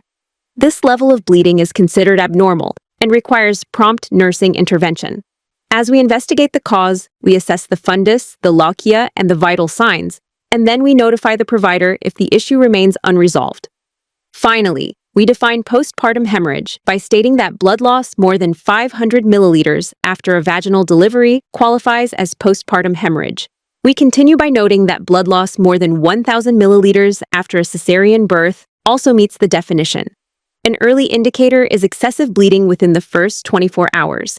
And as an NCLEX note, we emphasize that postpartum hemorrhage is a leading cause of maternal morbidity, so rapid recognition is critical. So let us begin by looking at the priority actions for postpartum hemorrhage, and the very first action is to perform a fundal massage to promote uterine contraction. Next, we assess for bladder distension because a full bladder pushes the uterus up and to the right, preventing firm contraction. Now, moving into the uterotonic medications, we administer oxytocin, also called Pitocin, as the first-line uterotonic. If bleeding persists, then we give methylergonovine, and we avoid it in hypertension. And if bleeding is still ongoing, we use carboprost or hemabate, and we use it cautiously in asthma. As we continue, we must monitor closely for hypovolemic shock, which is highly NCLEX critical, and we watch closely for the early signs. These signs include low blood pressure. They also include a high heart rate. We look for pale, cool skin, and we stay alert for weakness or altered mental status, which is an important NCLEX microdetail. Next, let us identify who is at high risk for postpartum hemorrhage. And high-risk patients include those who have had prolonged labor. They also include clients with multiple gestation, such as twins or triplets. Another risk factor is having a large baby, also known as macrosomia. Uterine atony, which presents as a boggy uterus, is another key factor because it is the leading cause of postpartum hemorrhage. And the NCLEX safety note reminds us that uterine atony is the primary immediate cause of early postpartum hemorrhage, so we always assess fundal tone first. Finally, let us review the key normal findings during fundal assessment. And after birth, the fundus should be at the level of the umbilicus. The expected descent is about 1 centimeter per day. By day 10 to 14, the fundus should no longer be palpable. And throughout this assessment, the fundus should be firm and midline, which is an NCLEX critical microdetail. As we look at abnormal fundal findings, we begin by noting that a fundus positioned above the umbilicus or shifted laterally indicates a full bladder. Following that, we recognize that a distended bladder can cause uterine atony and increase bleeding, which is an essential NCLEX microdetail. To address this, the intervention is to have the patient empty her bladder. Now moving into high-yield medical surgical content, and from here, we are starting with heart failure, a frequently tested NCLEX topic. As we begin our review of heart failure, we will look at the overview of left-sided versus right-sided heart failure. Then we emphasize the key NCLEX distinction, which is that L stands for lungs and R stands for rest of the body. When we talk about the types of heart failure, we focus on the two main types. The first is left-sided heart failure, and the second is right-sided heart failure. As an NCLEX tip, it is important to know the hallmark manifestations of each. A simple way to remember these concepts is to associate L with lungs. This reminds us that left-sided failure mainly affects pulmonary function. And finally, it leads to congestion and impaired oxygenation. As we continue with this easy memory trick, remember that R is for rest of the body. Right-sided failure causes systemic venous congestion, and this means that fluid backs up into peripheral tissues and organs.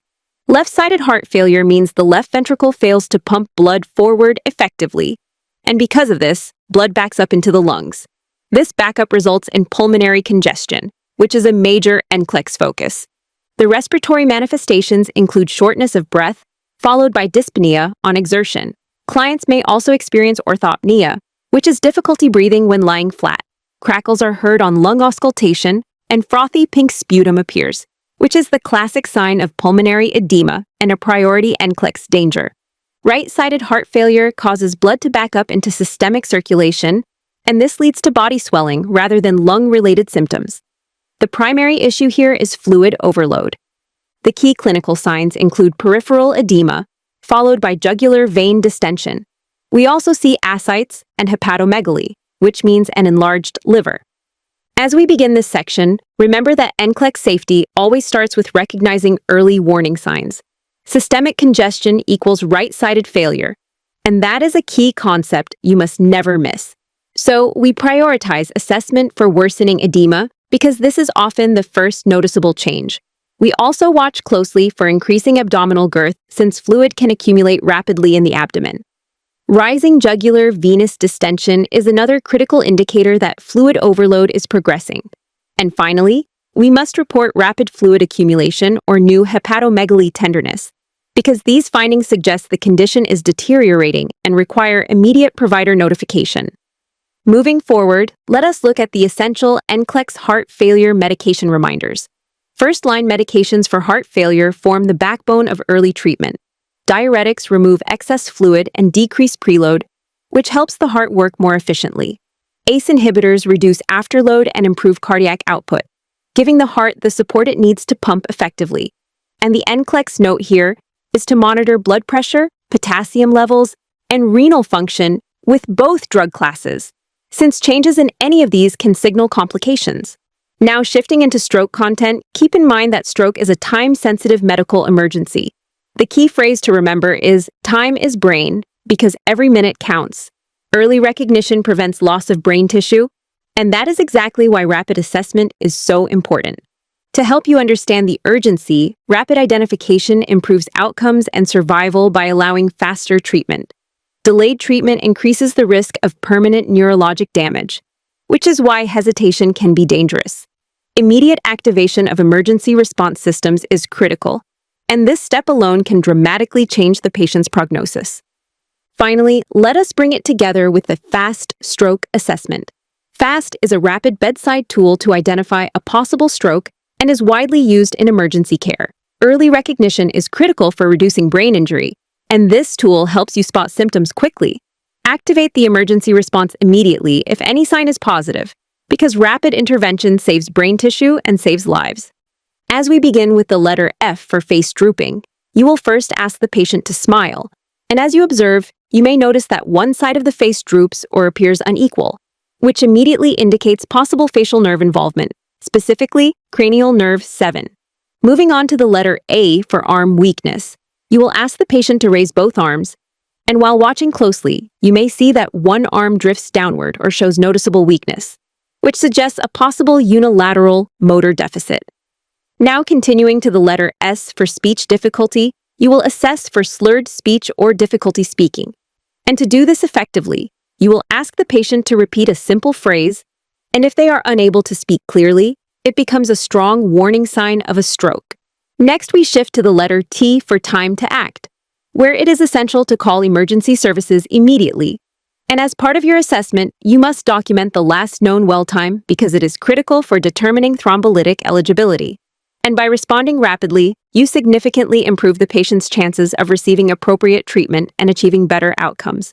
Finally, when reviewing the types of strokes, you will remember that there are two main types, ischemic and hemorrhagic, and although different, both result from interrupted cerebral blood flow, which is why rapid identification is absolutely critical for preventing permanent neurologic damage.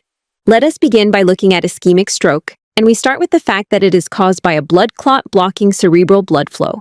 Because this clot obstructs circulation, it leads to decreased oxygen and tissue ischemia. This makes it a time-sensitive emergency that requires immediate action.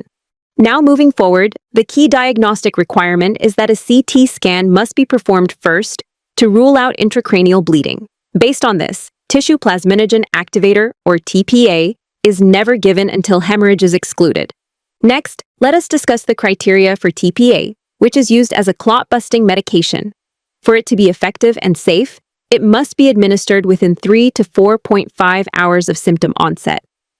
Earlier administration improves outcomes, making rapid assessment essential. Continuing on, there are NCLEX critical considerations we must remember. And the first is to confirm the exact time the patient was last known well before giving TPA. We should not delay the CT scan under any circumstances. Finally, TPA is contraindicated if there is active bleeding, recent surgery, or elevated blood pressure outside the safe range. If your goal is to pass the NCLEX in just 1 week or 1 month, then the fastest and most effective way is to enroll in our complete online NCLEX Review Crash Course. This course is a one-stop solution, a reliable shortcut, and a proven method with a solid 99% passing rate. More than 5,000 students have successfully passed the NCLEX by using this course. Here's exactly what you'll get. 100-hour mini crash course perfect for those who want to pass within a week. 300-hour comprehensive lectures covering 300 essential NCLEX topics that are commonly tested. 5,000 real NCLEX questions. Prepare with real exam questions and eliminate surprises. 15 full practice tests, including CAT simulations, simulate the real exam for a stress-free experience. Exclusive ebook plus 1-year access. Study whenever and wherever you want. Seats are filling up quickly. Enroll now to save 70%. Visit our website to enroll in our complete crash course. As we shift to hemorrhagic stroke, we start with the understanding that it is caused by bleeding within the brain. This bleeding leads to increased intracranial pressure and sudden neurologic decline. And most importantly, tissue plasminogen activator is never given in hemorrhagic stroke. As we move into the priority treatment goals, the first objective is to control blood pressure to prevent further bleeding, and this remains the cornerstone of preventing worsening neurological damage.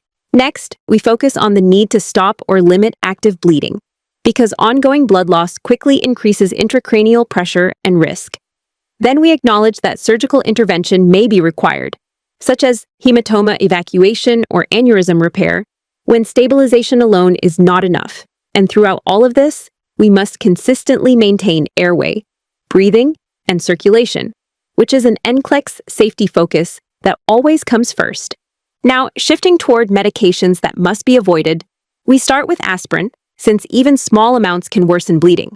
Along with that, heparin must also be avoided because it directly increases the risk of hemorrhage. Other anticoagulants fall into the same category and therefore should not be used in this situation. And finally, we must avoid thrombolytics, as they worsen bleeding, making this an NCLEX critical point. Moving forward into diabetes emergencies, we recognize that diabetic ketoacidosis and hyperosmolar hyperglycemic state are life-threatening diabetic complications that demand immediate attention. Both require rapid assessment and immediate intervention to prevent organ failure and shock. These conditions occur due to severe insulin deficiency or extreme hyperglycemia, which drives the entire clinical picture. Now, looking specifically at diabetic ketoacidosis, it occurs primarily in clients with type 1 diabetes, which places them at the highest risk for ketone buildup. It is a life-threatening emergency requiring rapid assessment and correction to stabilize the client. It is characterized by high blood sugar, typically between 250 and 500 or even higher, along with the presence of ketones, and finally, metabolic acidosis, which confirms the diagnosis. Finally, when we review the key clinical signs of diabetic ketoacidosis, we begin with Kussmaul respirations, which present as deep, rapid breathing in response to metabolic acidosis. We then note fruity breath odor, which results from acetone buildup and is a classic hallmark of DKA. And we also recognize that DKA is often associated with dehydration and electrolyte shifts, which is NCLEX critical, because these imbalances can quickly become life-threatening. As we begin with this NCLEX safety pointer, always suspect diabetic ketoacidosis in a type 1 diabetic who presents with hyperglycemia, ketones, and an altered breathing pattern, because that combination is a classic red flag. And the moment you suspect diabetic ketoacidosis, your priority becomes maintaining the airway, initiating fluid resuscitation, and providing insulin therapy to stabilize the client safely. When we shift into diabetic ketoacidosis treatment priorities, it is important to remember that the management sequence is critical for safety. This is why you always follow the established order of interventions to prevent complications and support rapid stabilization. Now, moving into step 1, we always start with intravenous fluids first, because restoring circulatory volume and improving perfusion is the foundation of stabilizing a client in diabetic ketoacidosis. We correct dehydration before starting insulin so that perfusion is adequate and the client can tolerate the next steps. And typically, isotonic fluids such as normal saline are used for this initial fluid replacement. Once fluids have been initiated, we go to step 2, which is insulin therapy. And here, we administer regular insulin intravenously after fluids are started. This reduces blood glucose and stops ketone production, allowing the body to move out of the acidotic state. And you must remember that initiating insulin too early increases the risk of shock because it rapidly shifts water and electrolytes into the cells. Finally, in step 3, we focus on potassium replacement, and we begin potassium when serum levels are safe and urine output is adequate. Insulin pushes potassium into the cells, rapidly lowering serum potassium, which is why we monitor closely. And this step prevents dangerous hypokalemia that can lead to life-threatening cardiac complications. As we begin, it is important to pay close attention to this critical NCLEX alert because it highlights a major safety priority. We must monitor potassium frequently during insulin infusion, since insulin drives potassium into the cells and can cause dangerous shifts. We always hold insulin if potassium is below the safe threshold until it is corrected, and this step protects the client from life-threatening arrhythmias. And because these electrolyte changes can occur quickly, continuous cardiac monitoring is recommended during correction to ensure the client remains stable. Now, moving into hyperosmolar hyperglycemic syndrome, we need to remember that it occurs primarily in clients with type 2 diabetes. It is characterized by extremely high blood glucose, which means 600 milligrams per deciliter or higher, making it far more severe than routine hyperglycemia. The onset is gradual and is often triggered by illness, infection, or poor fluid intake, which allows the condition to develop silently. And because of its severity, it is considered a medical emergency requiring rapid intervention. When we look at the key features of HHS, one important point is that there is no ketone production. There is also no metabolic acidosis, which differentiates it clearly from diabetic ketoacidosis. The client experiences profound dehydration due to osmotic diuresis, and this dehydration can be significant. And finally, neurological changes such as confusion, lethargy, seizures, or even possible coma can appear as the condition worsens. For NCLEX critical points, we always remember that the priority intervention is aggressive isotonic fluid replacement to restore perfusion. We must monitor for shock and electrolyte imbalance, especially potassium, because shifts can become dangerous. Insulin is started after fluids to avoid rapid drops in glucose, which prevents cerebral edema. And we consistently assess mental status frequently because it indicates both severity and response to therapy. Finally, when reviewing the core principles of HHS treatment, it is important to know that the treatment approach is similar to diabetic ketoacidosis. The priority is to restore perfusion and correct dehydration, as this step stabilizes the client and allows further therapy to be effective. Let us begin with step 1, which is intravenous fluid replacement. We start with intravenous fluids first to address profound dehydration, because correcting fluid loss is the most urgent priority in this condition. After that, we start with isotonic fluids as per protocol, ensuring the client receives the safest and most effective initial resuscitation. As we administer fluids, we must monitor blood pressure, urine output, and mental status so that we can track how well the client is responding and identify any signs of instability. Now, moving into step 2, which focuses on insulin therapy.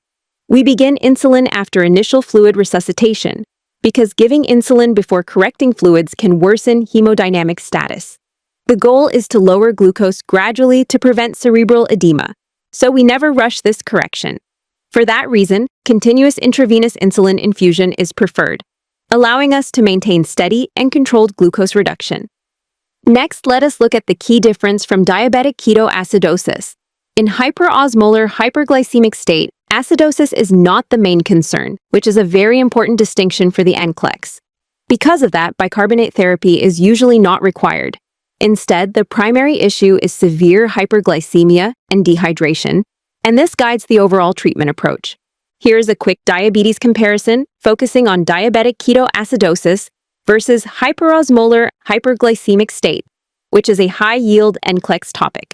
Both are acute hyperglycemic emergencies, and understanding their differences is essential for safe prioritization in exam scenarios. Now let us talk about diabetic ketoacidosis. This condition is seen in type 1 diabetes, making it more common in clients who have absolute insulin deficiency. In diabetic ketoacidosis, ketones are present because the body breaks down fat for energy. Metabolic acidosis is present as well, which is a defining feature of this emergency. Finally, it typically develops rapidly, and this rapid onset is a critical microdetail the NCLEX loves to test. So let us begin by understanding hyperosmolar hyperglycemic state, or HHS. And the first thing to remember is that it is seen in clients with type 2 diabetes. As we continue, there are no ketones present because the body has just enough insulin to prevent ketosis. Moving forward, this condition is marked by severe dehydration. And finally, it usually develops with very high glucose levels and a gradual onset, which is an NCLEX critical microdetail to keep in mind. Now, building on that overview, HHS occurs in clients with type 2 diabetes. It has a gradual onset with extremely high blood glucose levels. There are no ketones present because insulin is sufficient to prevent ketosis, and ultimately, it leads to severe dehydration due to profound osmotic diuresis, which is another NCLEX critical point. Continuing with the key NCLEX safety points, blood glucose levels in HHS are typically greater than 600 milligrams per deciliter, which is a high-yield microdetail. Neurologic changes such as confusion and lethargy are common because of the hyperosmolarity. The absence of metabolic acidosis is what differentiates HHS from diabetic ketoacidosis. And the priority is aggressive intravenous fluid resuscitation first, followed by insulin therapy, which is an NCLEX critical microdetail. Shifting into therapeutic communication, the golden rule is to encourage the patient to express their thoughts and feelings. We prioritize open-ended questions to facilitate sharing. We maintain a non-judgmental, supportive environment. We listen actively and validate the patient's emotions. And we avoid giving advice or minimizing concerns, which is NCLEX critical. To wrap up, therapeutic communication focuses on empathy, reflection, clarification, and active listening. It supports patient expression and emotional processing. And it avoids judgment, assumptions, and giving advice. When we look at reflecting patient feelings, we start by understanding that if a patient says they feel overwhelmed, we reflect by saying, "It sounds like you are feeling overwhelmed." As we continue, reflection validates emotions and encourages deeper sharing. Now, moving into clarifying patient statements, if a patient says they feel trapped, we clarify by asking, "When you say you feel trapped, what do you mean?" And this is important because clarification ensures accurate understanding and prevents misinterpretation. As we shift to using open-ended questions, remember that these promote expression and encourage detailed responses. For example, you might ask, "What has been on your mind lately?" And we emphasize avoiding yes or no questions because they limit patient communication. Next, we explore the therapeutic use of silence, where sometimes silence is the most therapeutic response.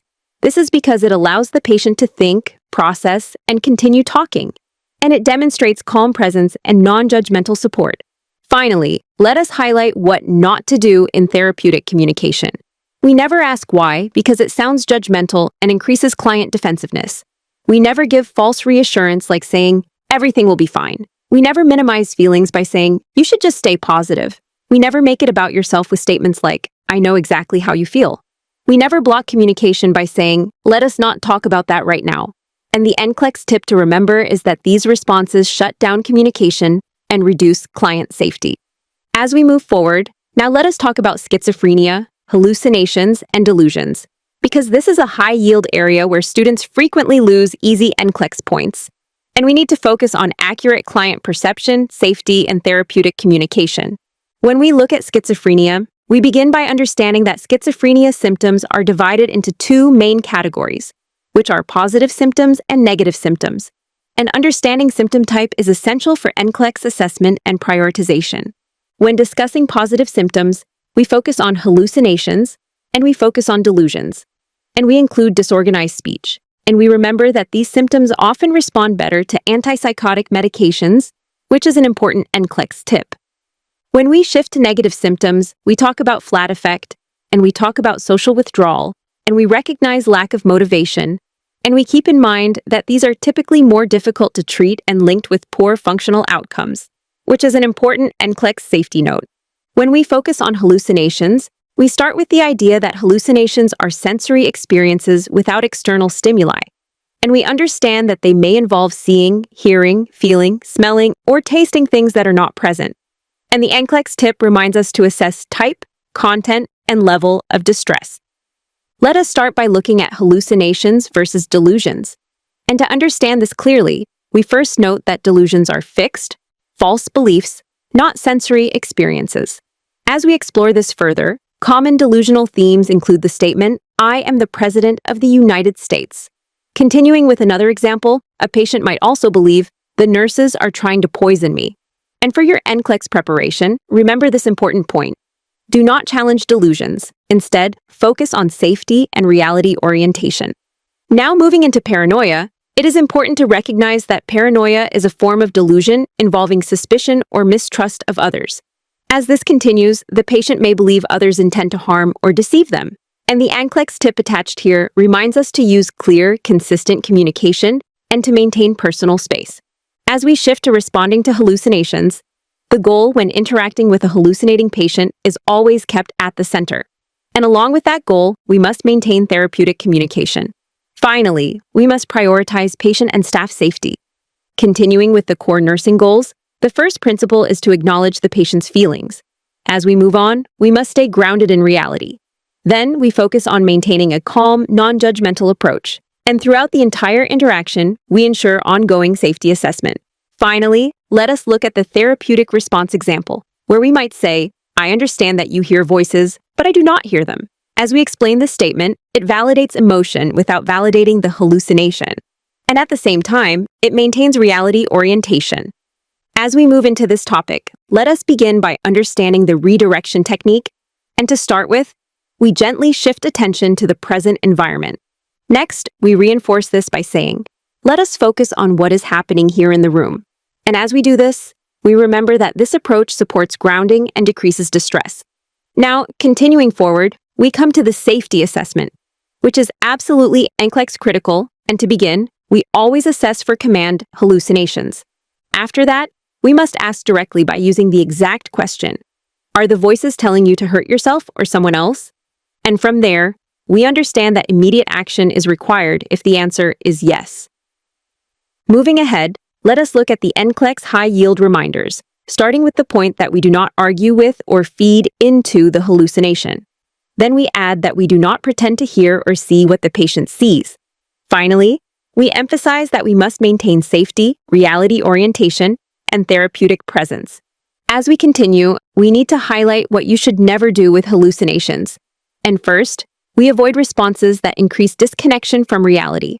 Following that, we remember to maintain therapeutic communication at all times. Now, as we reach the final slide, never argue with the patient, and specifically, do not say, "That is not real," or "Stop talking about it." We must recognize that arguing increases anxiety and non-trust. And for the NCLEX reminder, we reinforce that arguing equals non-therapeutic communication. As we move into this slide, I want you to remember that therapeutic communication in psychiatric care has very specific boundaries. And this begins with the rule to never validate the hallucination. So when we say do not say, "I hear the voices too," we mean that the nurse must avoid reinforcing any false sensory perception. By doing so, we prevent validation, because validation reinforces the hallucination. And this is why the NCLEX highlights that nurses must not share the patient's false perception, since doing so directly compromises reality orientation and the patient's safety. Now, flowing into the next idea, we must also never encourage fixation. That is why we remind ourselves not to say, "Tell me more about the voices," because inviting further detail encourages deeper preoccupation. When excessive focus deepens the hallucination, the patient becomes more detached from reality. And the NCLEX tip here emphasizes that we should aim to gently redirect the patient toward reality-based conversation instead of feeding into the false experience. Continuing forward, this slide explains exactly why these responses are harmful. They keep the patient disconnected from reality, which creates barriers to grounding and recovery. They also prevent grounding and therapeutic progress, limiting the patient's ability to stabilize. And the NCLEX focus clearly ties this together by reminding us that safety plus reality orientation equals priority psychiatric care. Next, as we shift to delusions and paranoia, the NCLEX principles become even more crucial.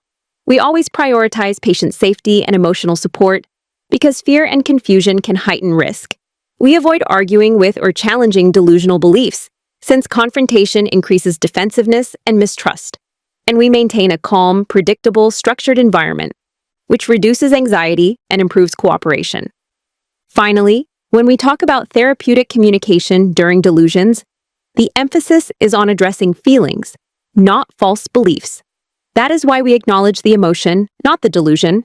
We use supportive and grounding phrases such as, "I understand that this feels very real to you, but let us focus on what is happening right now." And we always encourage reality-based thinking without confrontation, so the patient feels safe while slowly reconnecting with what is real. As we begin discussing nursing priorities for patients with paranoia, we first focus on maintaining consistent staff to reduce mistrust, because this stability helps the patient feel safer and lowers their suspicion. Next, we provide clear and simple explanations before procedures so the patient understands what is happening and does not misinterpret your actions. Finally, we reduce environmental stimuli that may increase fear, allowing the patient to remain calm and feel more in control during care. Moving into the NCLEX safety highlights, we start by reminding ourselves not to reinforce delusions, because doing so can unintentionally strengthen the client's false beliefs. Instead, we promote reorientation gently and frequently so the patient can reconnect with reality without feeling pressured or invalidated. And to support overall security, we ensure routine and structure, which increases patient security and helps them feel grounded throughout their care. Now, as we clarify what not to do with delusions, we emphasize that you should never say, "That is not true," because it increases defensiveness and anxiety and can escalate the client's distress.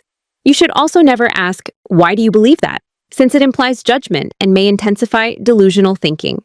Instead, we avoid challenging or validating the delusion directly, which allows us to maintain therapeutic communication and safety while keeping the client calm and supported.